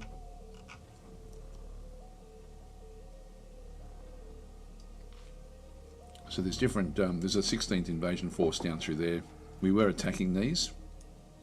These are coming in. Unknown mission. The war is over, so they're not going to do anything. Just go and have a look at the 6. Yeah, this one's got 5 infantry, 3 armor. So that, it could be a bit of a threat to us. So I've missed a lot of comments here, guys. I'll just pause and just read through the comments. Sorry, it's sort of it's important to go through how to do all that stuff, because it's what makes the game easy to play if you understand the automation system. But it's if you don't actually know how to set up your fleets and all that, it means you then are doing micromanagement. Anyway, let's go through. I'll go through the things. So Hunter's Monkey has gone. Clone troops are built faster than normal ones. I thought I thought all it did was training new instances of the strongest troop in our empire. It does do that as well, but it's also faster. I think it is. I've only got the cloning in through here as well. So if we go back into Roskiri, where is it? Armor barracks, troop cloning.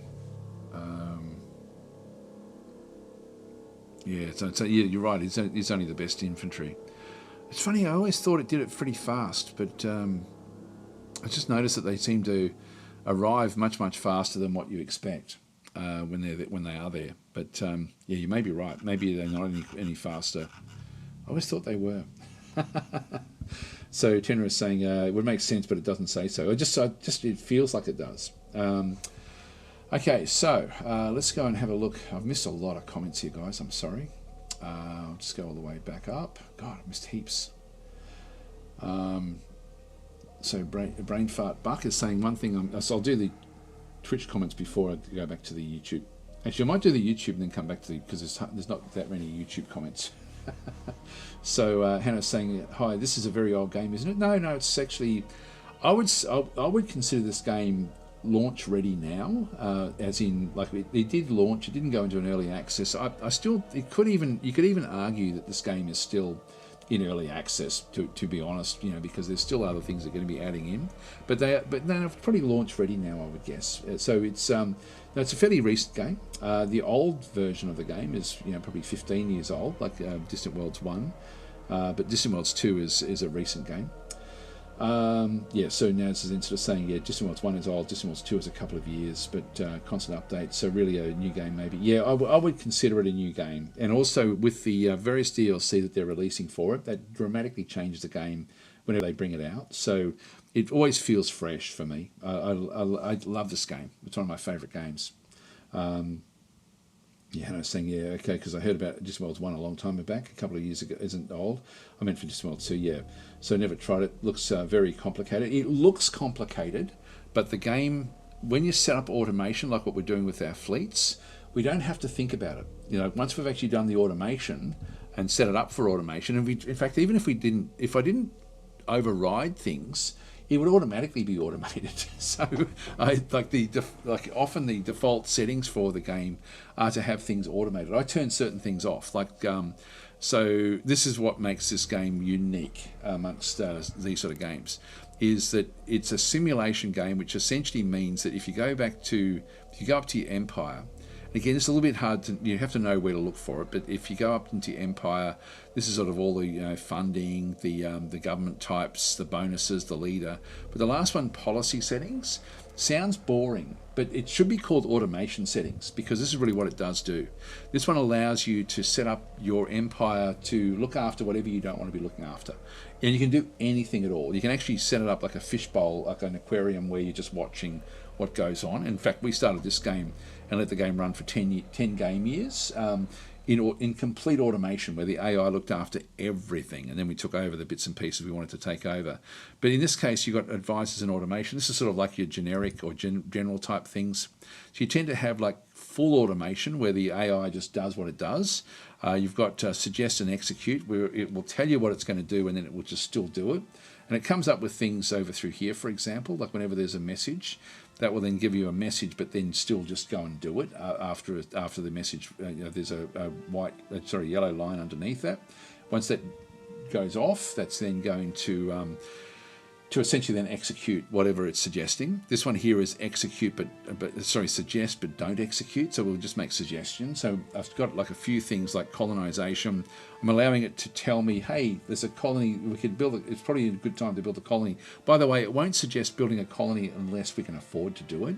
So it's not going to be making suggestions that are annoying. I mean, they can get annoying, but you can then just change the automation. And then finally, you've got manual control. So you'll see that most things are either suggestions or automated. So for a lot of the actual settings in the game. So I've got like a lot of things set up where it's just going to advise me over here, hey, maybe we should do this. And quite often they're good suggestions. Tax rates and things, I've just got all that on automation. I don't want to be worrying about tax rates. Ship construction, by default, this is on suggest, and base construction is on suggest as well, where it will actually make suggestions at the start of the game. I changed this one to manual so that I can actually just look after the ships.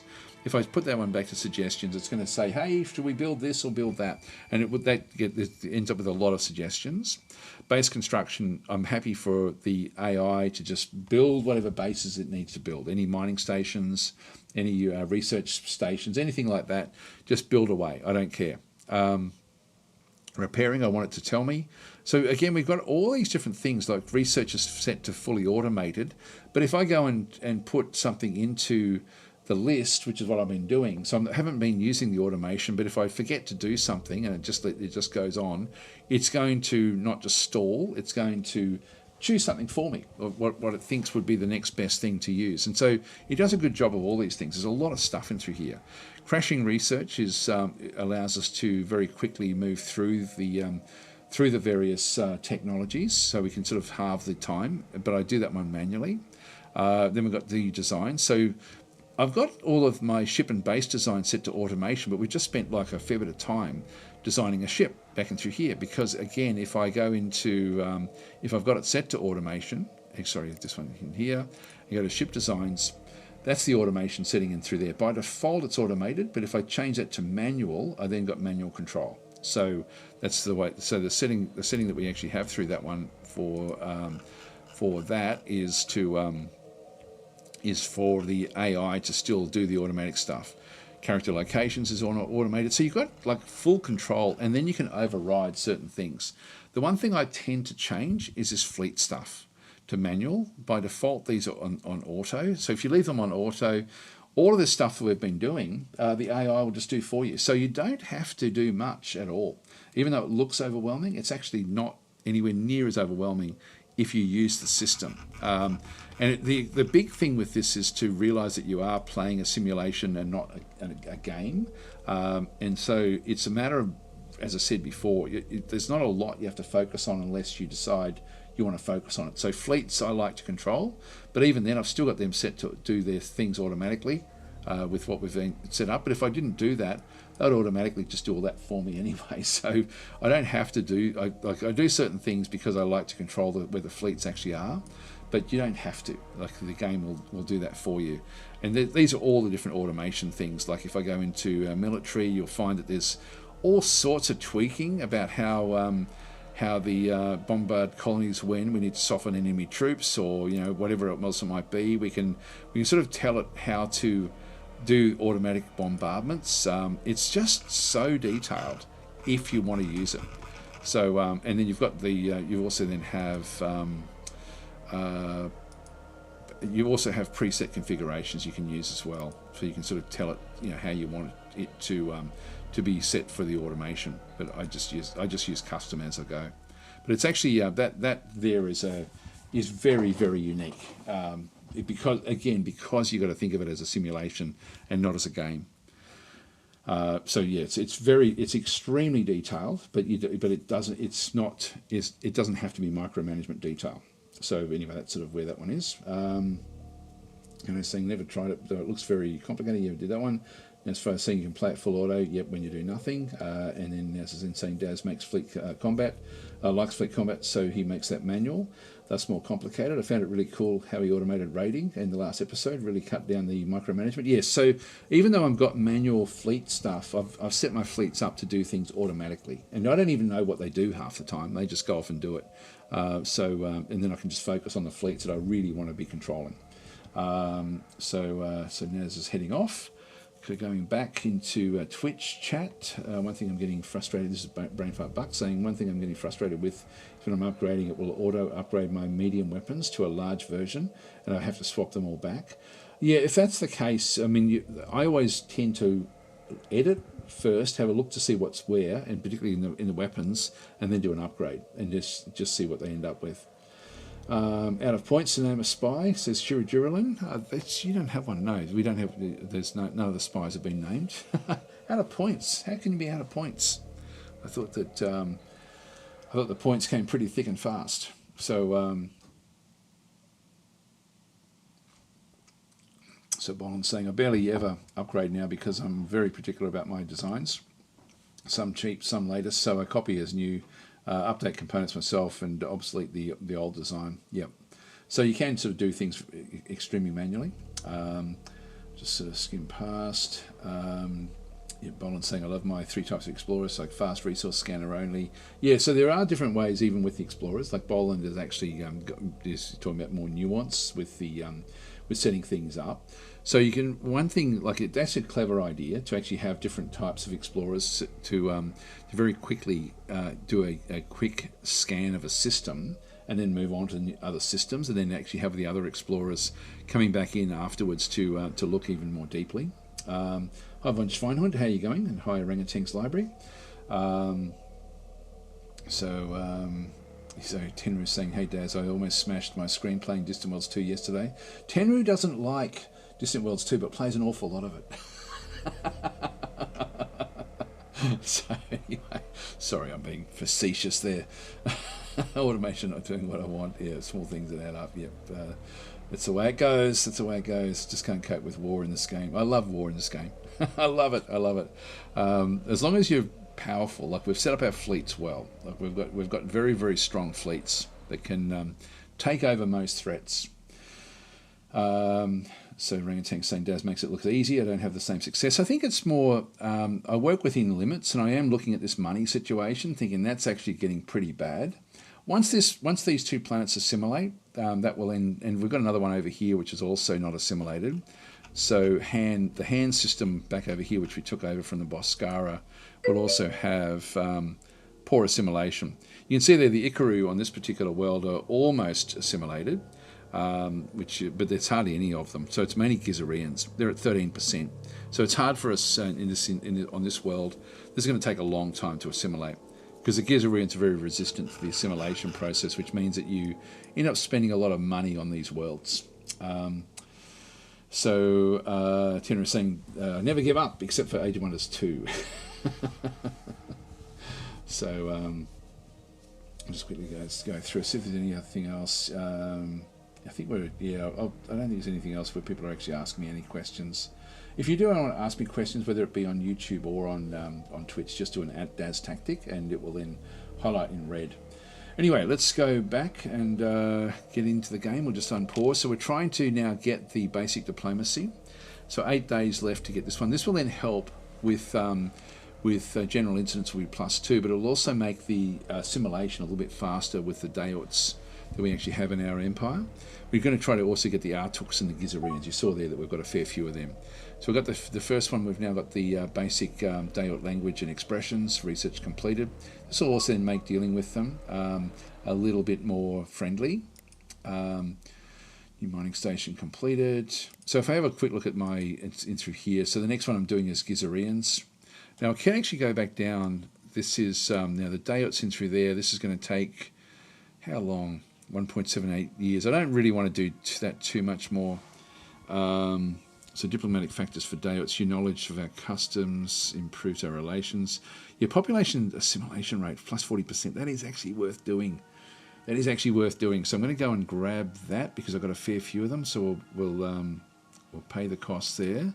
So we're adding that one in, and we'll just move that one up after the Artuks, and we'll go back to Gizarians as well because we're going to end up with a lot of them on our. We have to wait until we actually research this one. I can go and pay for that. I might just use a crash research, so I'll pay the costs for crashing this research, which will then do it in half the time, which is only a few days really. So I'll just exit the research there, and so we'll allow that to also continue on. Nectarian neurocoruscancy have cited a hive swarm. Yep, so I've just dismissed those. The hive ships are an independent grouping, essentially, of very, very dangerous ships. So everyone's sort of spotting them around the place. What have we got there? Yeah, this one here is already under control of the Adils. They've got a research laboratory back out there as well. There was a hive location there, which it's either been moved on or been destroyed. I don't think the Adils would have been strong enough to actually take that on themselves. There we go, we've got our Gizarian diplomacy, so we've got that one fairly quickly now as well. Just dismiss that one, quickly go back into research. So we've now got the Artooks coming through, so we'll just go back down and grab the next Gizarian one as well. So pay the costs and push that one up. And then we've got the Artooks. We're going to pay the costs there as well, just to quickly get that one. And we'll exit the research. The Artooks aren't, like, they assimilate a lot faster than the others. But getting the insectoid factions to assimilate can be very, very long. Take a very, very long time. But if we can get that second layer of diplomacy with those, that would be good. Territory map and new spaceport at Adurg, which is actually one of those moons. So that's Adurg there, the forest moon with the Artooks on it. So as the assimilation comes up, you can see that we're losing 14,000 here, 14,000 tax revenue because they're not assimilated. They're not paying us. So we have to get this assimilation happening. This is why we're doing this research, to try to get our money under control. Here we go. We've just got that one as well. So we'll just go and pick that one up, and we'll go back down again to the to where the Artooks actually are, and we'll go and grab that, pay the costs, and so I will actually make that one go back up. The Dayuts, which we have in through here, this is 80,000 credits. We'll pay that cost to do that one in half the time. That way we do it in about a year. And it's worth us doing this because of the assimilation that we do need with these different factions. These three factions are important to us. It's also going to then make us so we can deal with them a little bit more easily in terms of diplomacy. I should possibly even think about doing that with the Boscara. Here comes their invasion force coming back after the war. I don't know what this one's off to do. This is a defence force going off to defend something, but I don't know what. So it's moving to the Deep Mirage, which is none of those, I don't think. No, it's none of those. Deep Mirage, what is that? If we wanted to find out, okay, this one's moving. This is a defence force moving in from the Dayuts inside our territory. And it must be, if it's a defence group, it must be going off to defend something. So if it's moving to Deep Mirage, I don't know where that actually is, but if I go into the exploration tab, this is now fairly recent, I can then do a search for Deep Mirage?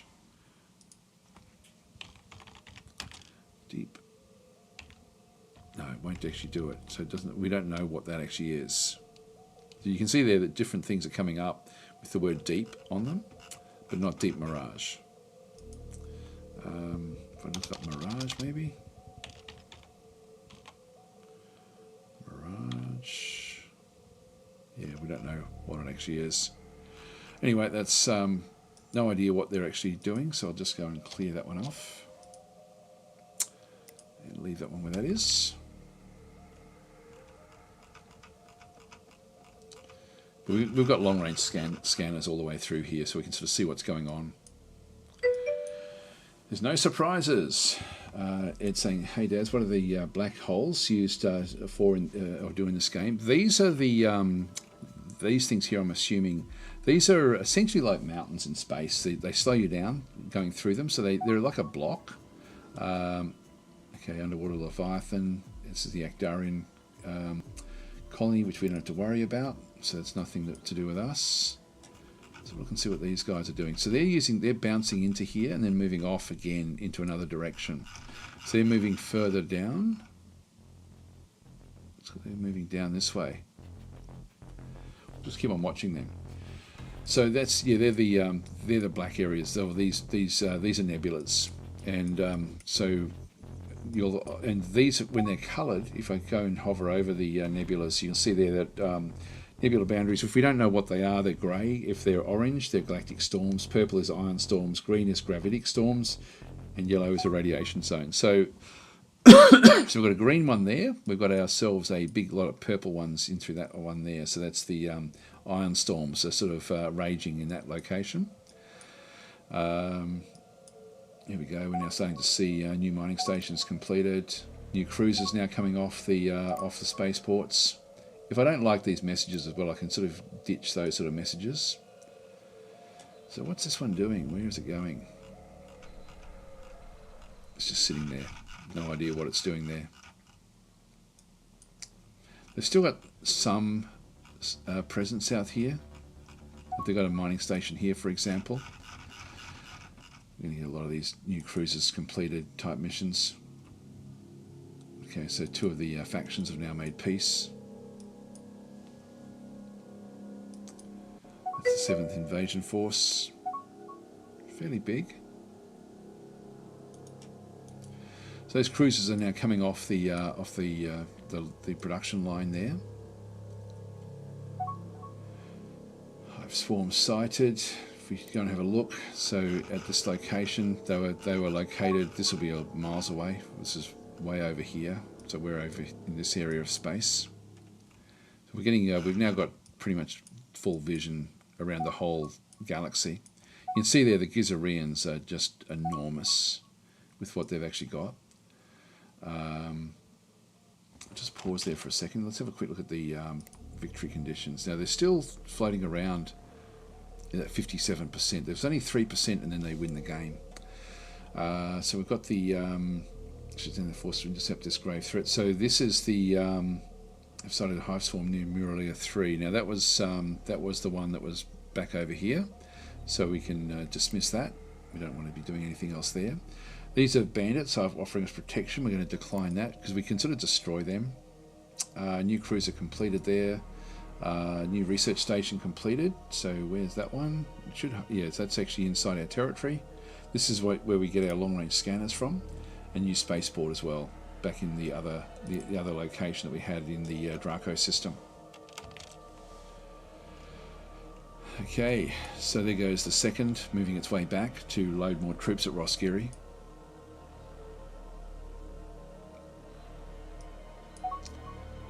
Mining station completed. So I don't really need to do much because my cash flow is so bad. I'm just going to sit back now and just wait for the economy to catch up with itself, and that will largely be because of the we're spending so much money on these worlds. Like these worlds are like the 3 worlds that we took over are extremely expensive. 20,000 in there. This one here is 14,000. So until we get this assimilation, and then we've got a lot of negatives. So we don't want to be going crazy. This one here is 8,000. It's getting better and better, but it's going to take a long time. Now here we go. We've got actually some different missions now coming back through. So the 7th Defence Force and the 8th Defence Force have been asked to go and so if we look at the 7th, I'll do this in a bit deep dive. I will actually go and offer that treaty. So we'll see if we can actually get some free trade agreements. They're a little bit too far away, but the Artooks should be fairly friendly with us. So if we have a look at the 7th, now the 7th is in here, and so they've been told they can defend any targets in this region, and the 8th as well is also back in here, and so these are both. This one here is assign the 7th Defence Force to investigate reported threats at Gizo 2. This one here is also set to the 8th, which is here, has also been given the same mission. So reported threats at Gizar 2. If we have a look at Gizar 2, that's going to be this one in through here, and we have a pirate ship coming in. So there's a pirate ship on its way in to refuel at a different location. That's Gizar 2 there. We have No mission there. It's a construction ship just waiting. That should be set to auto, which it is. That's fine. Actually, what I might do is I do actually have bases set automatically. Yeah, I don't think I'll worry about that. Yeah, there is actually the Gallant Culprit is building a mining station here already. So in this case, we do actually have a threat coming in. We've got a research facility back in through there. So I'll send the 8th out. We'll just go and assign that mission. So this is where it's making the suggestion. I'm going to decline the 7th. And so because I've set them up, like so the 8th is operating from the Garrus system, but this is inside the area. And same with the 7th. This one has got a smaller area to control. The 7th has got a broader area. This is sort of like more of a deep defense. This one is is essentially the border defense. And so we'll see different different ships sort of moving off doing different things. So actually, 100th Monkey is saying if you click on move to deep mirage in the selection panel, not for the enemy ships. If I go back to the 14th Defence Force, if I click on that, oh, there it is. You're right. It does do it. Where's that? That's back over here. So it's a mining station. It's a passenger ship. It's a commuter carrying 30,000 Dayots. Oh, you're right. Actually, it did do it. I did click on it last time, but it didn't actually do it. So maybe we just didn't see it. It's moving in for some reason. Now, they could be going to resort bases, and for some reason this is protecting that group. There's a resort base for us. They reject our free trade agreement. That's okay. It doesn't really matter. So this will then help a lot with our Dayots, the assimilation.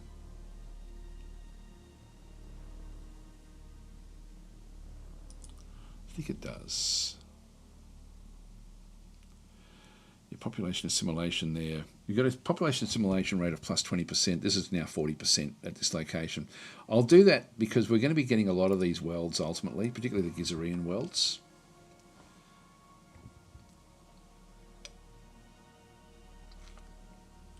Yeah, Bolin saying also some of them have space monsters to take care of. Yes. There goes the pirate ship. The Vicious Bandits. So that one came in, tried to muscle their way in. The 8th Defence Force is moving to the spaceport there. And moving back home again. There was nothing to fight because that ship had gone. Okay, there's more cruisers now on the way. So if we go back through our fleets, so these ones are still building up theirs. The 4th is now ready to go. Some of these don't have fuel, so we're waiting on fuel for those. I'm not sure why that would be the case. Where is it? It's the 4th. So that one's okay. 5th still building up.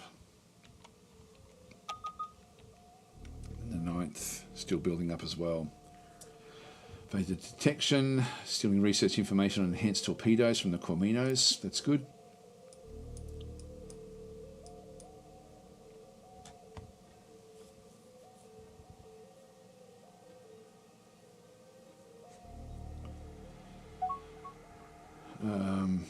Yeah, so exactly. Saying I always wondered if it was a late game means of transportation for the end game threat. Not really. There's no sort of like hyperlanes as such or anything like that in the game. It's you've got to what you've just got to keep on doing is researching better and better hyperdrives, like the just so you move faster and faster through space. And we've had to do that to catch up with the Dayots, that's their sort of secret weapon, is they move quickly through space. So we've had to try to match them with what we're doing. So where is it? Yeah, I'm not sure where it actually is. That's okay. Just leave that one where that one is.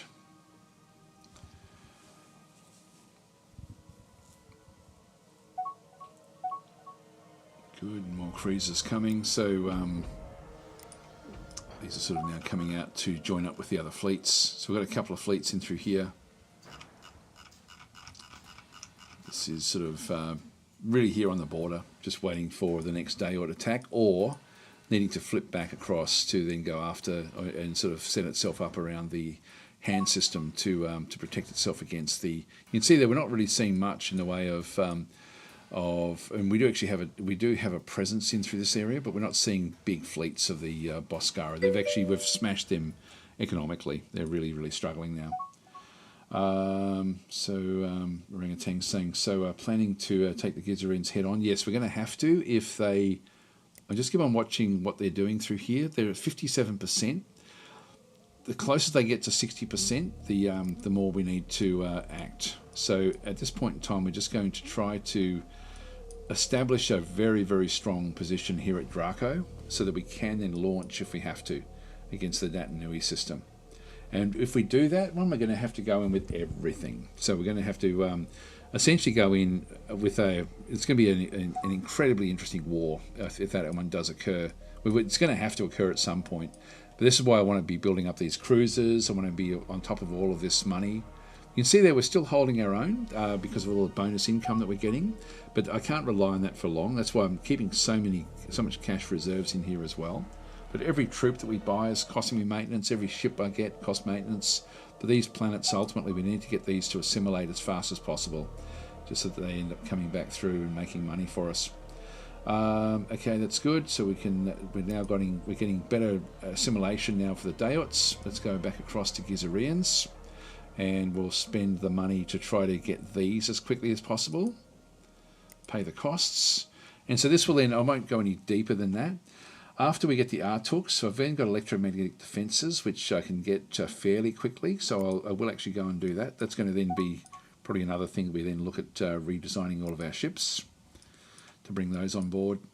That will then allow us to operate inside the nebulas a lot more effectively.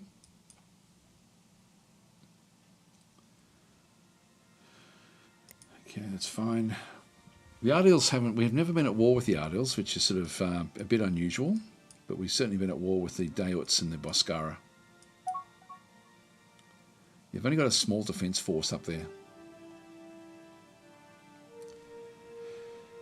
Oh, wow. The Artooks have invaded and taken over a sandy desert colony from the Datanui. This is actually, so this is a world, if I just go to it. This world here is actually it's very weakly defended. Oh, this is Caribbean Spice. Where is that? That's a long way away. But that's a very important planet.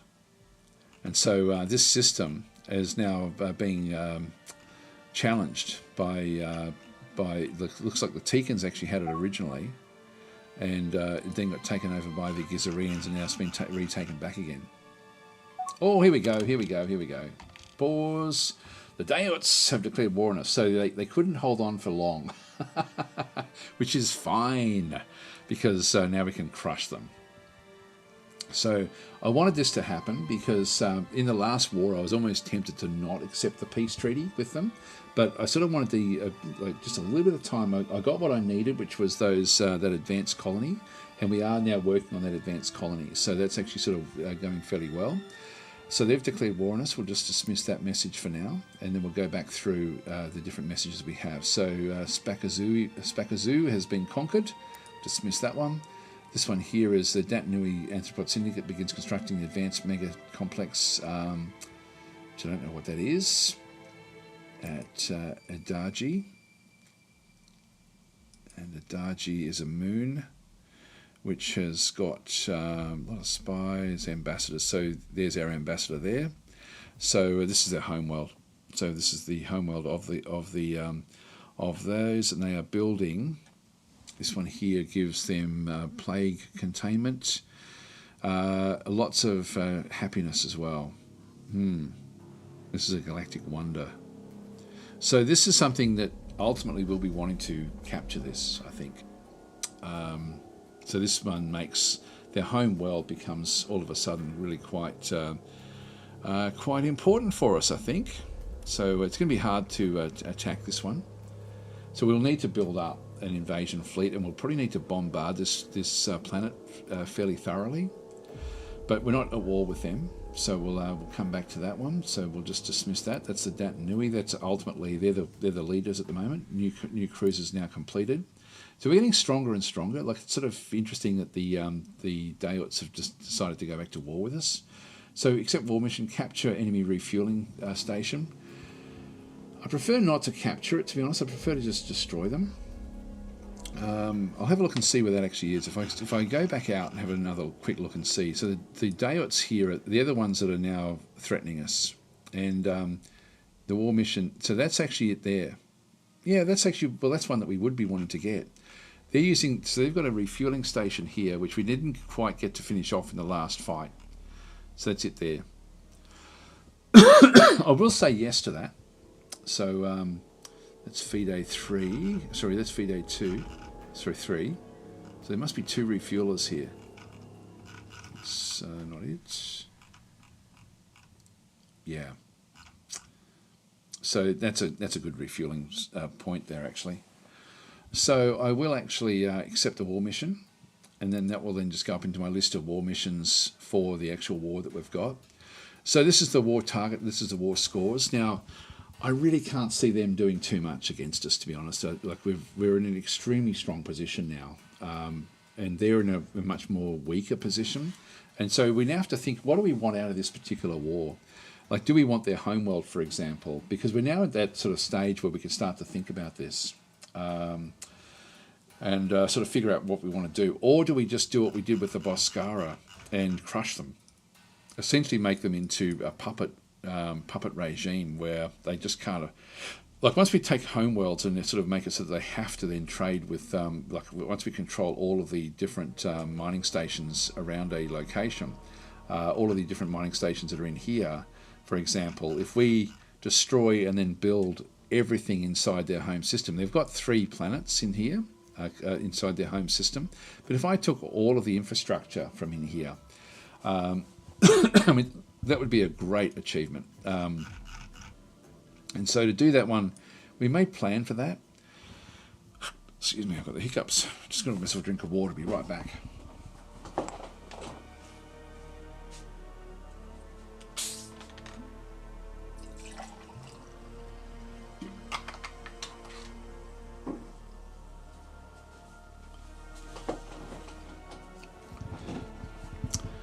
So they've got a few different worlds in around the place, and I don't need the worlds because there's such a big drain on my economy. So this is what I'm thinking, maybe I just bombard them as much as I possibly can, really remove a lot of the population we have through here. We've spent a lot of time at war with them, and just get these planets down to like under 1 billion population on each of the actual planets, which will then severely weaken them in terms of their ability to tax. Because the most money you make, I'll just maybe show this one. As you get through the game, it sort of changes a little bit. So, for example, in here, this is actually the money that we make from our different planets. So, if we go, this is actually filtering by importance. But if I go into revenue, and so it's just filtered by what we make. So you can see through there, our home world is Roskiri 1, and so we were actually being able to tax this one at 40,000. So we're getting a lot of money from Roskiri with about 5 billion population. Nair is actually a planet that we took over some time ago. That is also, we're getting a lot of money from Nair. So Nair is actually, if I go and hover over that one through there, we do have a very high corruption. Actually, I wonder if there's anything else we could build that would help with that. Planetary shields, yeah, nothing else is really going to sort of help me do what I need to do there. But this corruption, that's a very high corruption. So that's another way that we can try to get better money. So maybe we do look at that as something we start to research, a way to sort of stop the corruption. If we go back to Roskiri is at 49% as well. So that's very, very high corruption, which you do get a lot of corruption when the population is pretty much maxed out, but we also make a lot of money. Cantrell of 4, you go see 14,000, then we're down to 3,000, 5,000, 4,000, 2,000, and then we end up with the, excuse me, the planets that are a bit of a drain, the ones that we took over. Until these assimilate, these are going to be a bit of a problem. And so we have a bit of a waiting for those to sort of come through. But if we could imagine if those 2 planets, Nair 2 and Roskiri, were bombed, down to the point where they're making like 10% of that money, it would absolutely destroy us. And this is actually what we can then go and do to the economy of the enemy. So if I go back into colonies, and the Boscara will still be struggling in that sort of in that sense, where they're that's their known revenue, 159,000. That's their known military strength, only 7,000. So they can't afford to keep a military. They've got 23 billion population, but making from 11 colonies, but they're just not making money. Like it's they have to trade with us. They have to spend a lot of their credits with us anyway. So they're getting back on top. The Dayuts, if we have a bit of a look at them, so you can see that their economy is bigger. Back in through here, they've got 12 colonies, 24 billion population. Again, known military strength because we sort of destroyed a lot of their military last time.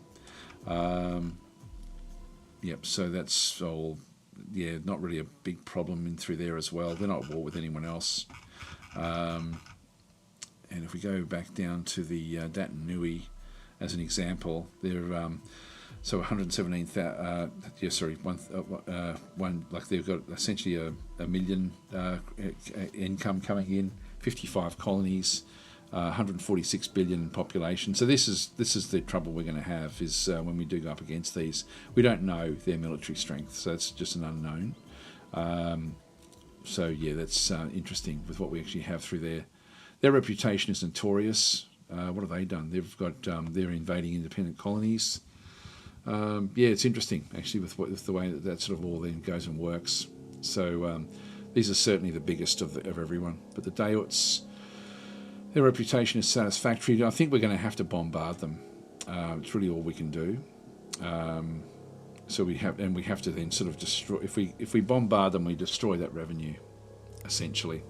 So we're going to have to spend a bit of time really controlling their homeworld, and our long-range scanners don't extend into this region. This is why now I'm thinking, let's go and build ourselves one more cruiser for each fleet and have that with a long-range scanner on it. So if we go back into our ship designs, just to sort of round things out a little bit for the attack fleets, if we go into so I've got the Pulse cruiser in through there at the moment. So I've only got a light cruiser design. I could actually start to go and look at. Actually, one thing we should have a look at is what else do we want? So we've crash researching that one. This is the sector governance, which will also then help us with the corruption reduction of 30%, as opposed to that one there is 20%. That would be very, very good for us. And then we've got the galactic diplomacy in through there as well. Yeah, all research goes up as well by plus 5%. That would be the reason to do it. And then that's it doesn't. It's only really diplomacy. It doesn't sort of help us in other ways. Yeah. So that one there is pretty important for us. You know, I might actually, I might throw that one into the mix, and maybe even get that one before we get the electromagnetic defences. Oops, cancel that. So if we now go back up through the top here, what was I going to look for? I do want to get that sector governance. That's going to help. It's just going to be good for money. The starships. So what we now have is from the multi-role starships, we now actually get dedicated carriers, which I don't really need. My carriers aren't going to be all that great, so that's not something we actually want. We do actually have improved cruisers where I can actually go and get like fast cruisers, long-range cruisers, command cruisers, and then standard cruisers, where we end up with sort of like a different set. That's 9 years to basically get that one, which would be handy. Then capital ships down through here, which will give us the battleship, which will have a lot more weaponry on board. This one here is also going to take 9 years. I think I'm better off maybe going for the battle cruiser to get as the next big ship that we end up getting. It's it's got, you can see there the bay types. This is really where it should be split into small, medium, and large, not just standard and large. It's very misleading with what you have. The battle cruiser, the maximum size there is 1120, whereas opposed to the multi-role starship that we've got, is the maximum size here is only 700. So we get a lot more stuff inside. This is a 5 standard, 3 large weapon slot, which we saw there before. 8 engine mounts, which is just overkill. That one's got 9 engine mounts, which again will be more than enough. Only 1 hangar though. That's interesting. Only 1 hangar on those. 1 hangar available on that one. These have got only 1 hangar all the way through there. For the dedicated carriers, they've got 4 hangar slots, 4 large hangars. Don't really need it, to be honest. So, but the capital ship there, I mean, this one, I'm sort of tempted to grab one of those. You know, that would actually, that would fulfill the role of the if we did actually end up with a long range.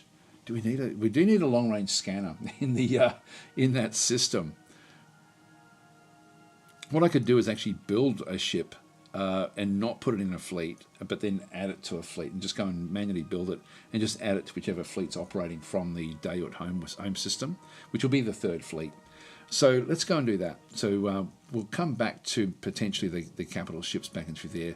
Also, the improved destroyers is something that would be, I can get that in just 3 years.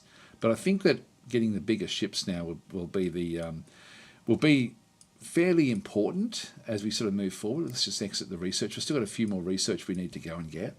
But let's, like the Draco system, the 4th attack, if I go back in and get the electromagnetic defences, my ships will then want to be upgraded and then they'll go off and retrofit. And that would be disastrous for me right now. So I don't want to do that as such. The other thing I could do, which may actually be even more viable, because if I'm only looking for long-range scanners, I could actually go and have a look at the ship designs here and get monitoring stations in 1 and a bit years. That's actually very, very viable. I might do that actually. I might mix that one in, so I'll pay the cost there, and I'll pop that one above monitoring. In fact, I'll pop that one next. So we'll go for monitoring stations next. So 100th Monk is saying, any idea if and when the devs intend to add a medium column for the... I wish they would. I really wish that they would. I keep on forgetting to actually push for it. I know that in the past, because I play so much of it, and you guys sort of see a lot of the streams and things, they a lot of the stuff that gets suggested ends up being implemented in the game, which is great. So so when there's sort of things, and I always forget to say about that particular bit of feedback, because I do often lead feedback, and often if you guys are saying things fairly strongly about stuff that you would like to see, if I remember, I pass that on as well. They're great devs, like they're incredible, like just how responsive they actually are. So yeah, so Orangutan's saying, you got us the measuring tool, I have faith that you'll get us the medium column. Yes. I'll have to try to remember to, I haven't pushed for anything for quite some time, but yeah, the measuring tool, again, I wish the measuring tool was not hidden away, but at least it's in there. The measuring tool, just if you're sort of new and don't know what that is, it's they implement it because I complained and complained and complained. Like if I'm trying to think, okay, what do I need to do to go from Draco down to the Nui system, or even from Garrus, which actually, where have we got the third? The 3rd fleet is back over through here at the at this location. If I press the Alt key, it then goes into displaying distances. I then go and click on that fleet and see, okay, that's 140 m away, which is actually can be important to know. Particularly if you're trying to figure out colonization distances and things like this. So this little tool just gives you like it tells you how far away things actually are. You know, so we're 200 m away from the Draco system, essentially from the 3rd fleet. But the 3rd fleet is going to need to move in. What we'll do is long-range scanners. I think I'll actually wait now for the monitoring station, because we know what we have to do in here. We have to crush this essentially. So 100th Monkey is saying, so your gateway to new features to the game, sort of a little bit with certain things. There's been I forget some of the other things that have been mentioned. It's often like it's you guys as well. Like when things actually are mentioned. Actually, yeah. So you're saying, wish we had a world destroyer. Yeah, that'd be pretty cool. So yeah. So with the with that side of things, I forget the other things that have been added, but there's, quite often I'll try to look at the game because of the questions that I get asked. You know, like I look at the game and think, oh, it's complex in certain ways. Like even little things like that didn't have a tooltip until very, very recently. It didn't actually say what that was.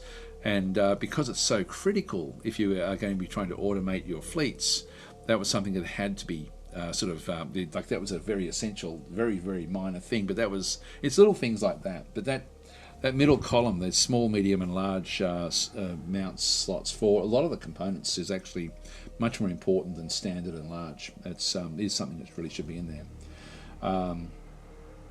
So it's actually saying I would like to see the devs give us the ability to commit a construction ship to our fleets. I don't think that would be doable just because of the way that the construction ships, they don't work in combination with fleets. They are their own entity. I know that would give them protection. Yeah, I don't know. Like I don't think that would happen. I don't think that's something that would be doable as such. Yeah, I don't know. I don't know how they'd implement that one. So doubtful that would actually be something that happens. All right, so what we'll do is we'll send the third. So when we go through the fleets, if we just sort of zoom back out a little bit and have a look. So the first fleet is operating from here, which is actually a big attack fleet. Still waiting to build a couple of the light cruisers back and through there. So we have one attack fleet really operating from this location. The second fleet back and through here, which is my invasion fleet, is actually now moving back to pick up more troops. So we've got 9 armor. We're getting 2 infantry on board there now as well. We'll end up needing to probably get this into a bigger fleet, I would guess, at some point. Still a little bit concerned about the money that we actually have up through there. Third fleet is my main fleet that I'm going to be using for doing attacks, and this one's ready to go. We actually have the light cruisers already on this particular fleet. It's incredibly strong. And so I'll be wanting to operate this one into their home system and then causing a lot of problems in their home system. So let's start off with this fleet and we'll just move our way through. The fourth fleet, we want that to operate from in here. And so we can see cruisers are now moving through to catch up with this particular fleet, and it's also now got all of its cruiser contingent. The fifth is being built, and this is also the third and the fifth are at the same location. Sorry, there is the fifth. That's the fifth attack force. Yeah, so this one is actually still waiting on a few more ships to be built. I'll leave those 2 big fleets there because now this is the next big attack that we're going to be sort of operating with. So I'll leave them there as well. The sixth is a small defence group just for the home system. I'm happy enough to leave that one there. The seventh is a defence fleet back in through there. They can now go and take out this ship, which is or this fleet. So let's just go and there's a supply tanker there. Let's just go and tell it to go and kill this off.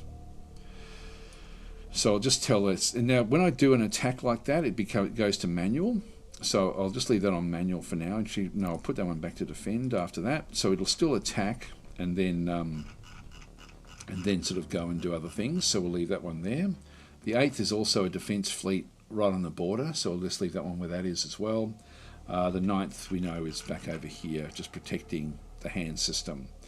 Just in case the Boscara start to get some strength for some reason.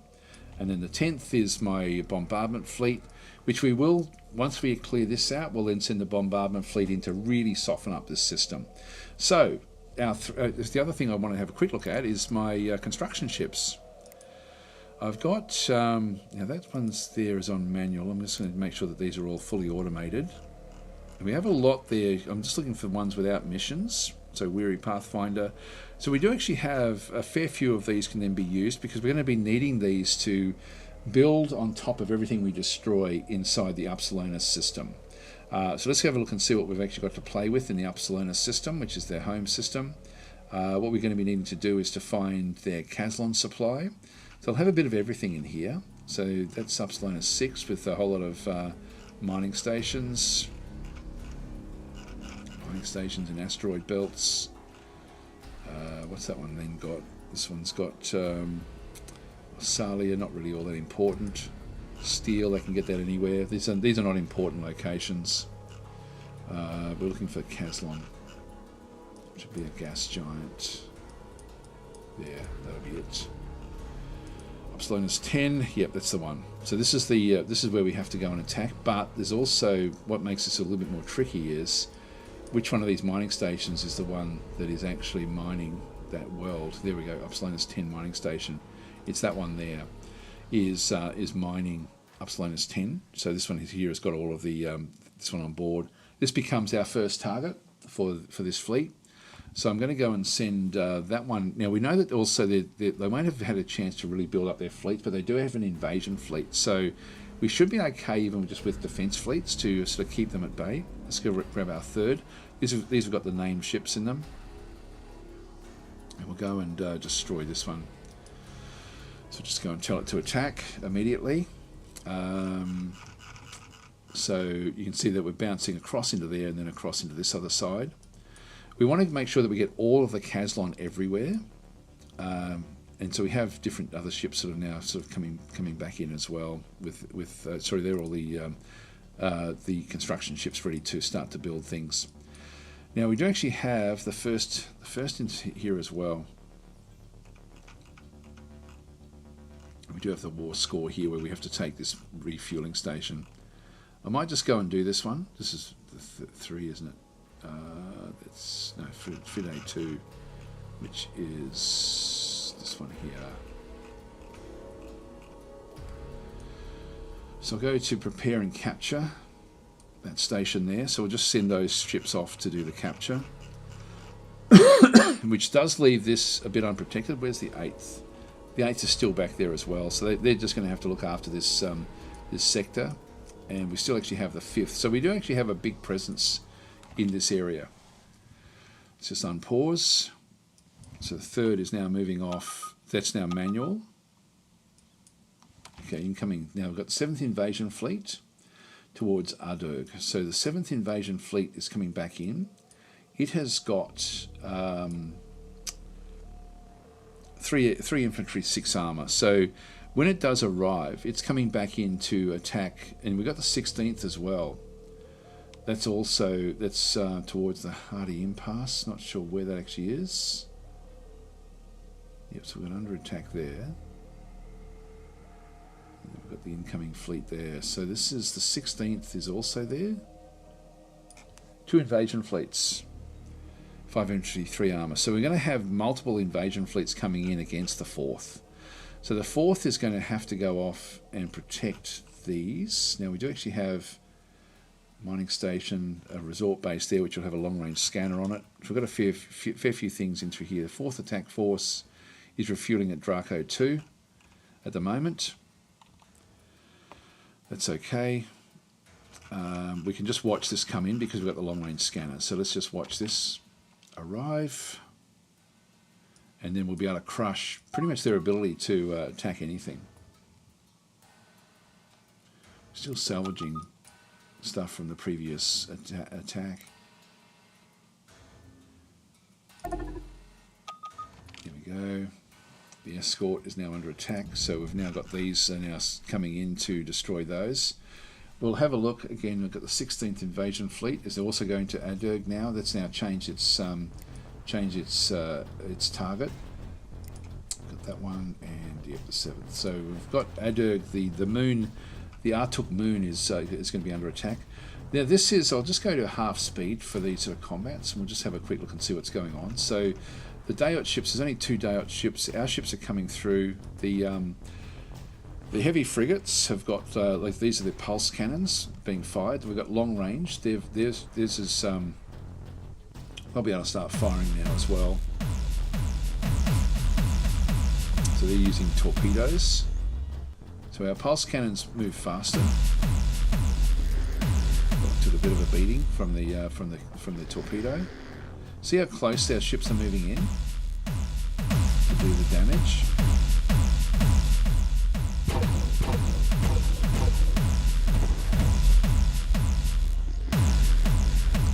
Ghost ships which have arrived as well. Now they're using they're using area of effect attacks, which we have to be a little bit careful of. Not sure what they're using there. Let's have a look and see what that actually is. Wave bombs. Okay, so that's not going to worry us too much.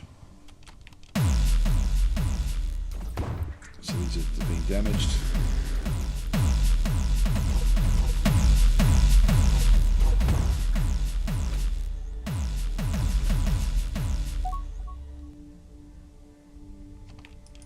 It's been disabled completely, and that one's still being attacked. We're not attacking it anymore. Why not? I think I might as well destroy it. So this is, we've got the 7th in here, so I'll just grab the 7th. These are set to auto. They're not seeing these as a threat anymore, but I think we'll just get them to attack it. Might as well destroy them over here.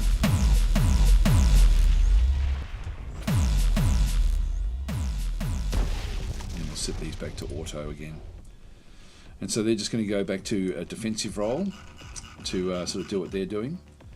Now the first fleet is moving off now to capture that mining station. It's sort of, when we tell it to prepare and capture, it will then sort of collect itself as much as it can before it goes in to sort of do the actual job. That's actually sort of where we are. So everyone's saying, quick question, has anyone ever played Star Dynasties? Is that any good? It's sort of more abstracted, or like it doesn't have anywhere near the degree of customization. It's much more about politics in space. It's a good game, but it's very, very different. 100th Monkey saying, Daz, beside you, what's the best platform to make suggestions so that the devs can see them? Forum, Steam, Twitch, Discord.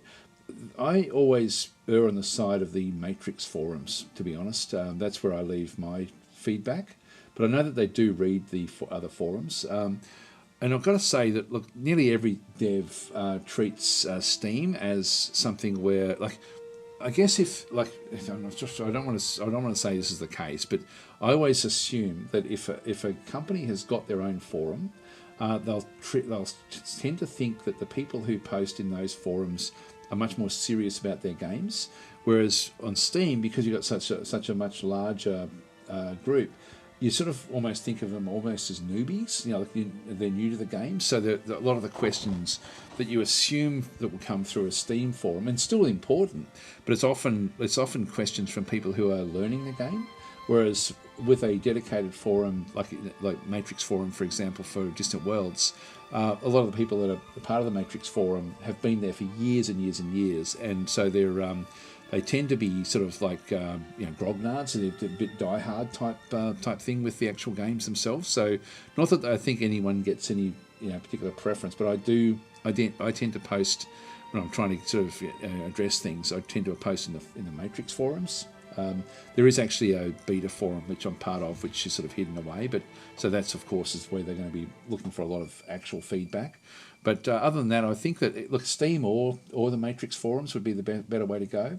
I don't know, like I don't really participate in the Discord for it, so I'm not sure how often they look at it. But they've got like a bit of a team now of people who do look at stuff, and they do look at it very, very carefully. So it's sort of not as if they if things are ignored at all. Yeah, so Renfeng saying the development run Slytherin live streams are pretty good. They do listen. They're very, very responsive, actually. In fact, that's one of the things for Distant Worlds, I always make sure I watch those, because Eric Ruten's one of the developers, always does those. Does a great job of explaining things in the game. I always learn stuff about what they've done with the game, and also he does talk about the feedback that people have given and what they've implemented and why they've done it. And it's, so that's good. They really are very, very responsive. They want the best game they can possibly make, which is great. Dredge is saying, good morning, Daz. Just woke up. What's the cricket score? I don't know. I didn't actually have a look. Sorry, that's actually a very important. When I went to bed, it was 2 for 22 with Australia. This is a critical thing. Test cricket. I'll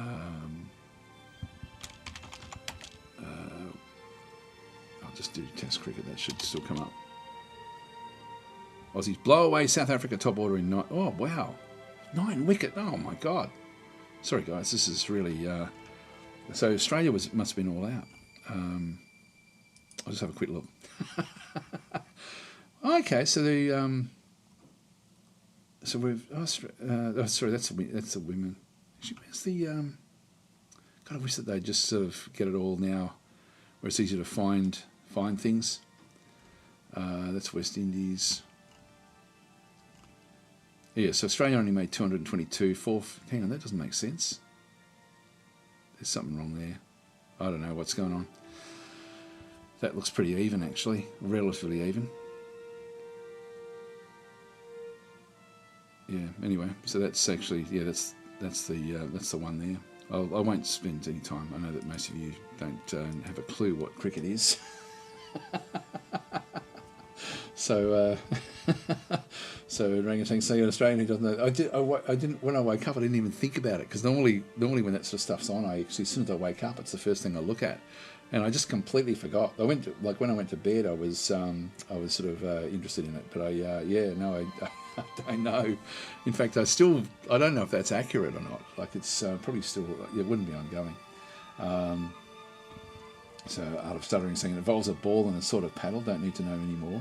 But I will have to have a look at that. I'm going to have to find out what's going on. But it's it looks like Australia's maybe got a slight upper hand at this stage. Actually, that didn't seem to. It was a weird one. If I go to cricket scores, that's what I normally search for. Cricket scores. Yeah, ruthless Australians. Yeah, so this one's just come in from Fox Sports. Yeah, I don't know. I'll have to have a look. So this is the world champion. This is the world championship game, basically. So this is to be the test champions of cricket between South Africa and Australia. Very important match. Oh, there we go. So yeah, it was correct. 4 for 43 for South Africa. So the orangutans. Thanks for that. And Australians 212 all out. Yeah, I didn't think Australia was going to make much the way that they were going. It looked like it wasn't all that good. One saying Slytherin staff also look at the Steam forums as well. Example, Fiddle Glory Kingdoms forum posts and questions are read quite regularly. Yeah, again. Even it's not Slytherin staff so much as the actual developers. So yes, there are Slytherin staff that look at things and help manage things, but it's the important thing with any of these games is the development team. And so, and again, Fiddle Glory Kingdoms is one of those ones where Pocus, the actual main developer, does actually get very involved in various communications, like whether it be Discord. I know that Discord is something that they use a lot for Fiddle Glory Kingdoms, but also the Steam forums, etc., because they know how important it is, particularly for new players, because reviews on Steam are really, really important for games, and so it's it's critical that they look after people who do make comments. But quite often, if there's things that should be changed, it's like I'm in the beta forum, so they tend to put my suggestions in there. But I think any of those. I mean, I know that they do look at all of that. So we have our ships coming in that will be sort of streaming in. This is the invasion force coming back in at this stage. Now we saw what they were. We may have had a ship close by. Here we go. Now we're identifying this again, and I don't know why we lost the identification of these ships. So we'll have the two different fleets arriving. The first is still waiting to take off. The third is on its way. This one should either be the same. Yeah, that's a different fleet. That'll be the 16th fleet. There we go. So we've got two fleets now coming into to the Draco system to try to take this back off us. So they want it back. New mining station has been completed. So there's a pirate ship just running its way through. So the long-range scanners are certainly helping us a lot to keep tabs on where things are. If we crush this, it means we don't have to really worry too much about invasions, and that will then free up the fourth a little bit more to go and do other things.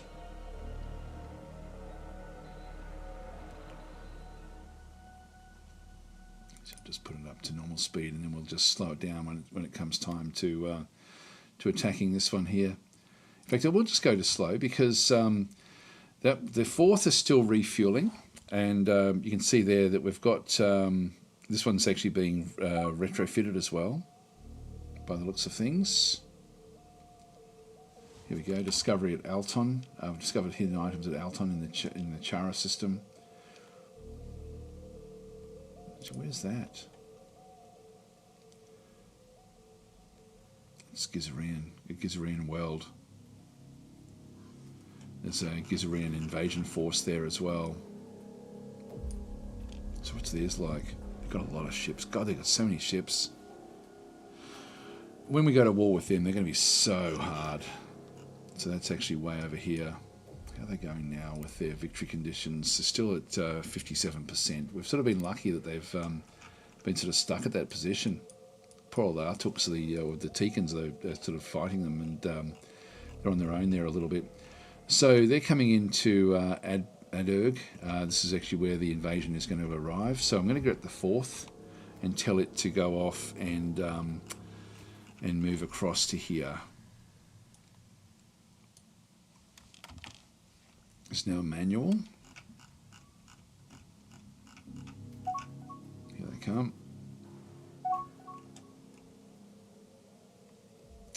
More cruisers being built.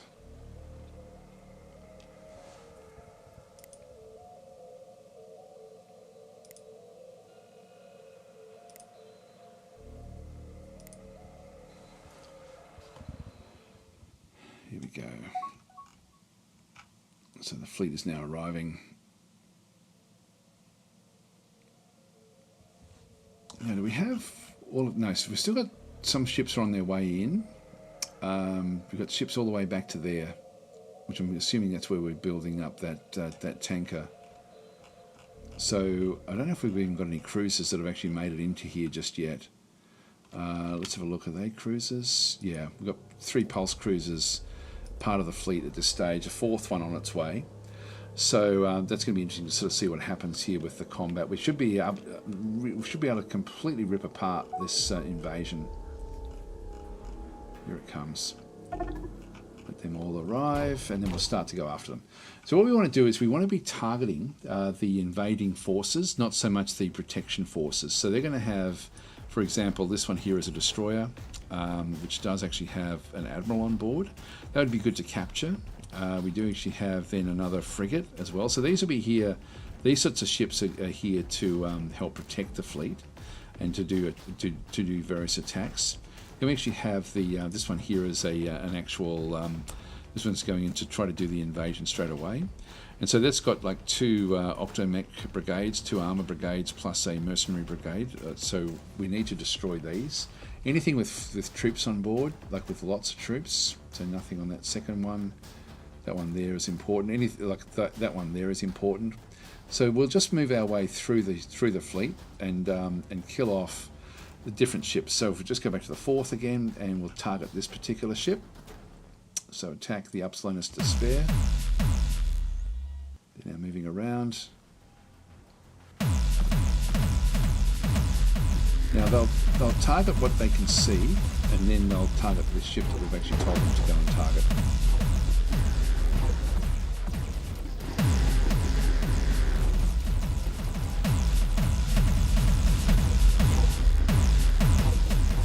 It's trying to escape, so it's trying to get away from there now. That one's already nearly destroyed. So reactor is offline, so it can't actually really jump. So our ships have just made, like, they've decided that that's actually a bit of a weak one. This one here with the Admiral on board, I would like to destroy that. I might even spend a bit of time because I'm going to be able to catch up with the other ships anyway. So look, let's see if we can kill this one.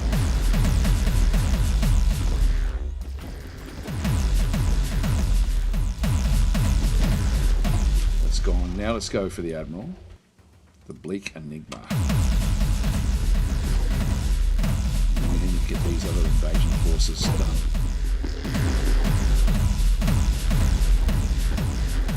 Okay, that one's down. So there'd be an escape pod. There it is there. I'm not going to sit back though because we still have a lot of invading forces now to get rid of. So this one here with 2 more. We're just going to keep on trying to keep ahead of the group.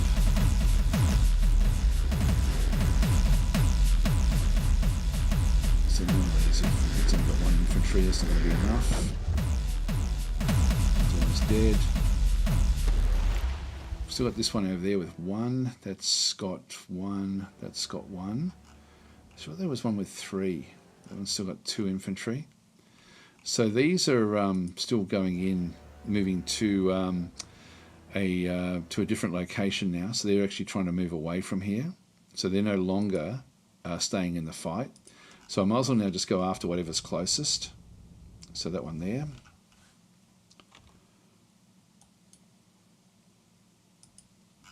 Now where are they moving off to? They're moving. It said that they were moving to.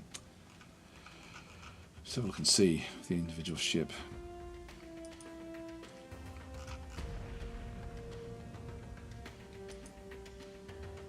That one there is actually in the same system, so they still have a presence here. Draco 3, which has got no resources, but they do actually have a mining station here, which is this one here has got carbonite plus Vofula scent, and an unknown as well. Well, we might once we actually destroy that one. That's the 7th invasion force, which has now sort of moved off. The 16th has moved in. That's the one that we're now sort of destroying. So 7th has now moved off that way, and we'll just keep on hitting these while we're here. What's we got there? External under attack. This is a free day 2. This is the one that we're trying to capture. I won't worry about looking at that one. That one's going to be fairly easy, I think, overall. They completed their mega complex. That's going to be potentially a problem in terms of their economy. The Gizarians. For us that is. Again, I want to destroy troops if I can. So the 4th, we'll just keep on killing off these.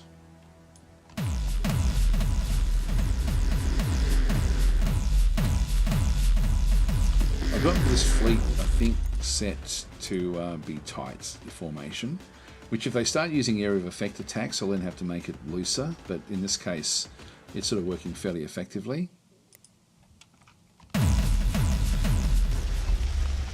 One there doesn't have any. That's got an armor. They've now moved off. That one's got 2. Let's just see if we can actually do a bit of damage there. It's gone. So they can bounce off very, very quickly. Let's just now go in and chase them down. So we'll just go and see if there's more we can sort of see with weaponry on board. I want to go far, so I'm going to go. It looks like they don't have any much else in through here. So let's go after this mining station now. So what they will do is by going there, we'll end up in here somewhere. So we may be able to then swing back and attack this group. What are they doing? Unknown mission.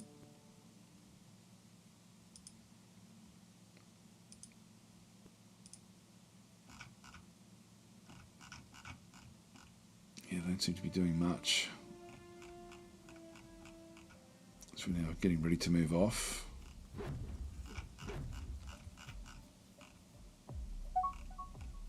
There we go.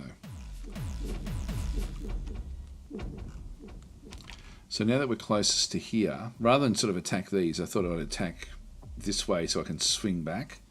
So with the 4th, I can now sort of go back and there's another one there. So I'll just attack this particular group. These are ghost ships. We sort of play like a Cthulhu faction, where we end up with sort of like different sorts of creatures. Where's the other? That's the other invasion force. What's it doing?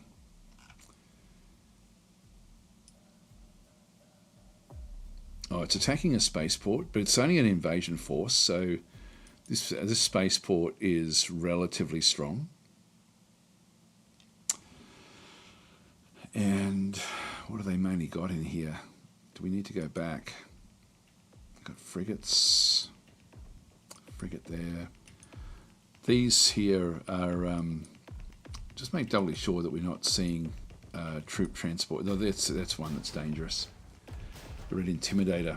So we may have to go back and help with this. Let's come back out again. Just trying to escape. Just see if I can catch this one before we do anything.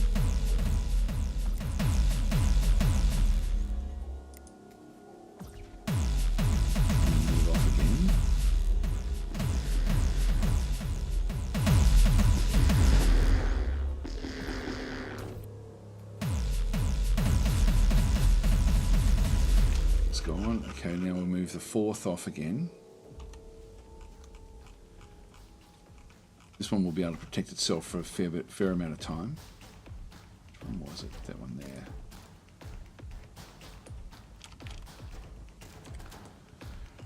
Catch up with that one. It's getting rid of the threat of invasion is the important thing. This one here, we're still building up troops. It's going to take a bit of time.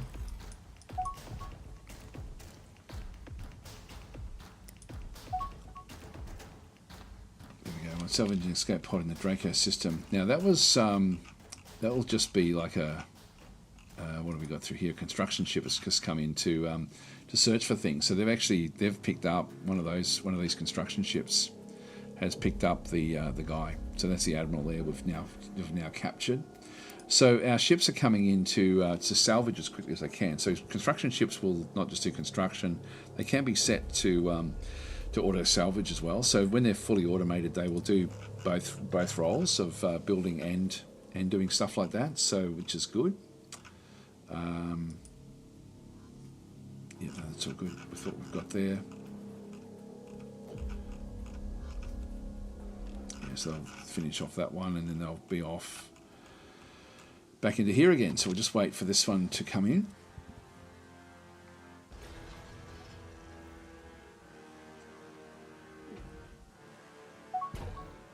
So orangutan saying cricket is more of an event than a sport. Everyone sits around all day boozing. Yes. I'm trying to say I usually do that with any sort of cricket, and yeah, but if you're doing it for 5 days, it's nice to have something going on in the background. See how much faster we move in space? Like our impulse drive is very, very quick. So we're just going to keep on coming in. They've actually now been decimated. They're now trying to move away to escape, I think. Jumping away. So they're moving to a different system.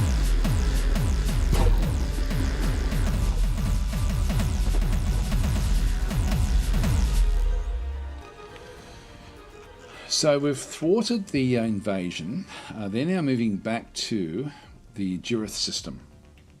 So that one's the 16th Invasion Force is still trying to capture the Draco 2 mining station, which is not going to happen. They've only got 2 ships left in their 16th Invasion Force.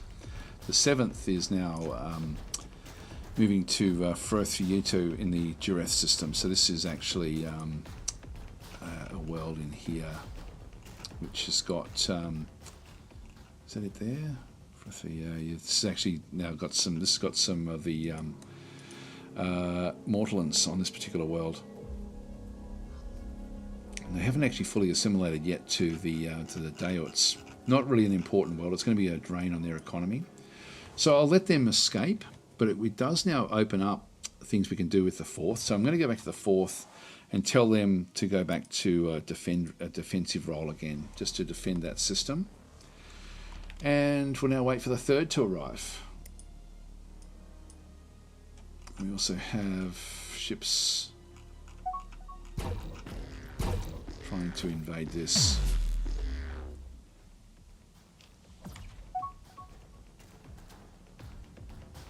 It's trying to capture it. That should be doing damage to this.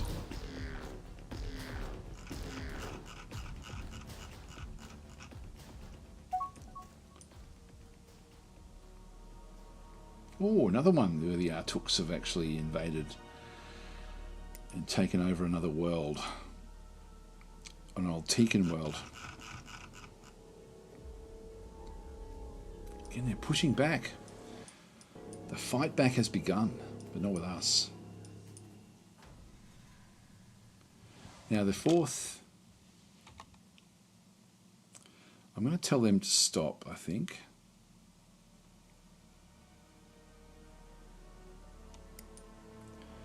And they're just on automatic, so they'll actually end up just going back to defend that system. Alright, so we've got a few different things. Agent captured. So we've captured, our agent Bechtel has been captured. We're preparing to steal a territory map of the Ardil military junta. Exposure of this mission will have diplomatic consequences. It's been imprisoned. So we might talk with them to try to get him back. The agents are important. So accept more missions, defend important research station. Yes, that is important, so we'll accept that mission. Imperial Artok oligarchies invaded. Yeah, we saw that one before, and offer free trade agreement to them as well. I'm going to decline that because like they're so far away. It would be good to have them as friends, but it's just not going to happen. Particularly when we start bombarding the home system in Upsilonus. So, now what was that last message that we were just going to act on? I can't think of what it was. Hi Guy Bellaby, how you going? What was it?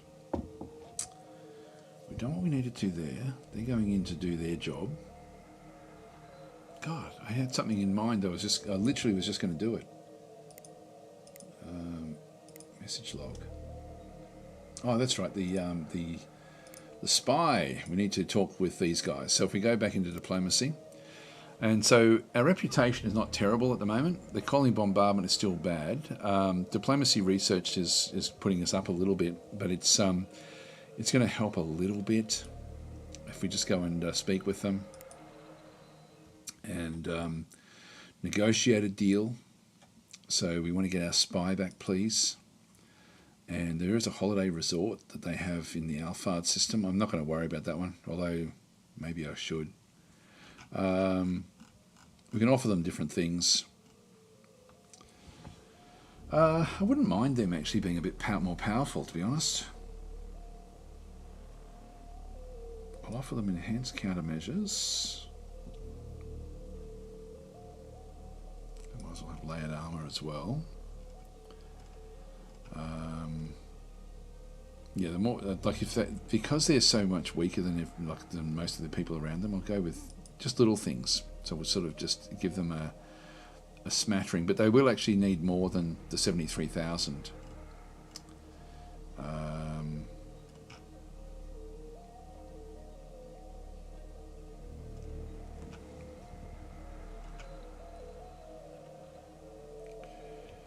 The hull splinters, yeah, I'll give them that as well. There we go. They're likely to accept this deal. Why wouldn't you?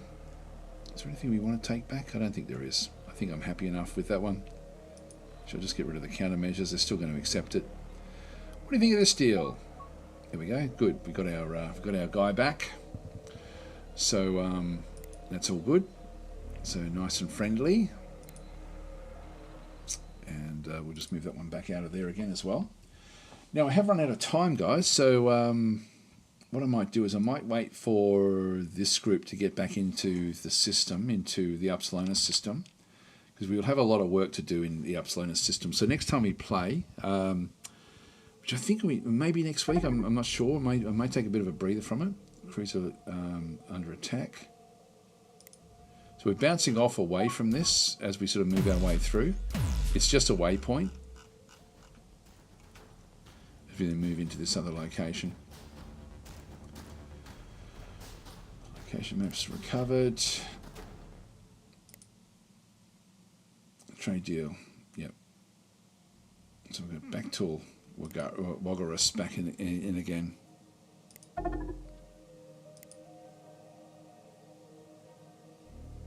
It's an eloquent speaker.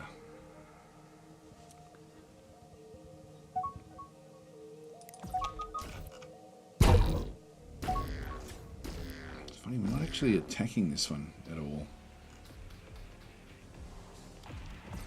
It's funny. I gave it the mission. I think they're waiting for the cruisers to arrive for some reason.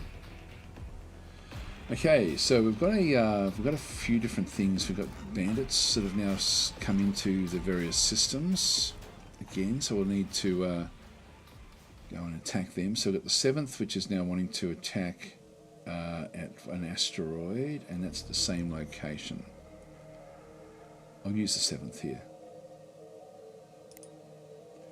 We'll decline that one.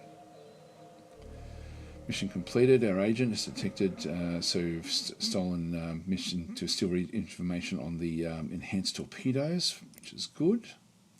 There's the enhanced torpedoes research now completed. So this gives us the Epsilon torpedo version 2, which is what a lot of the others are using against us.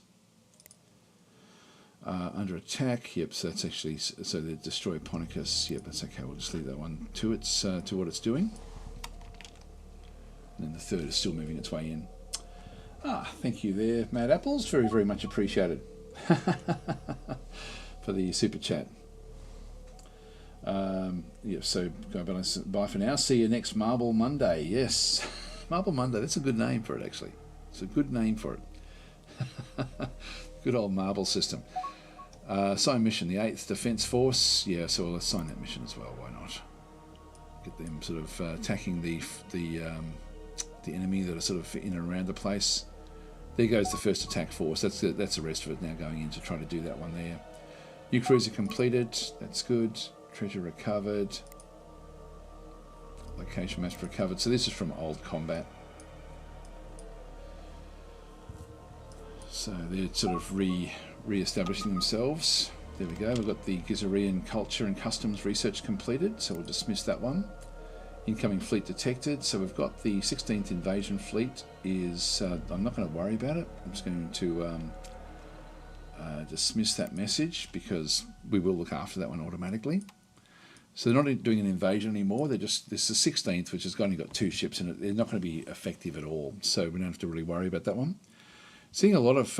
we've got a lot of small ships now moving their way through into that system. I think I might even leave it here with this one getting ready to come in. It's sort of in a good position for us to at least understand what's going on. Yeah, monitoring stations. I will actually just go and set that one up. So the monitoring stations, I will actually pay the cost there to get that one done fairly quickly. We also have defence bases, which I don't think I really need yet. Expanded troop transports I would like to get. I might pay the costs on that one, but keep it towards the bottom. And then battleships, we definitely want to be getting this at some stage. So we'll pay the cost there. That's, yeah, might leave that at the bottom there. All right, so that sort of sets up our research for next turn, where we end up getting the monitoring stations in less than a year. That will then allow me to then build, purpose-built monitoring stations around the place and be able to then really extend our vision out in this way and also into the Dayot zones as well. So we'll be able to sort of establish sort of like monitoring stations just in sort of remote locations, like in through here, for example, at this neutron star. Putting a monitoring station in around there will actually sort of then give us the ability to really see a lot of what's going on.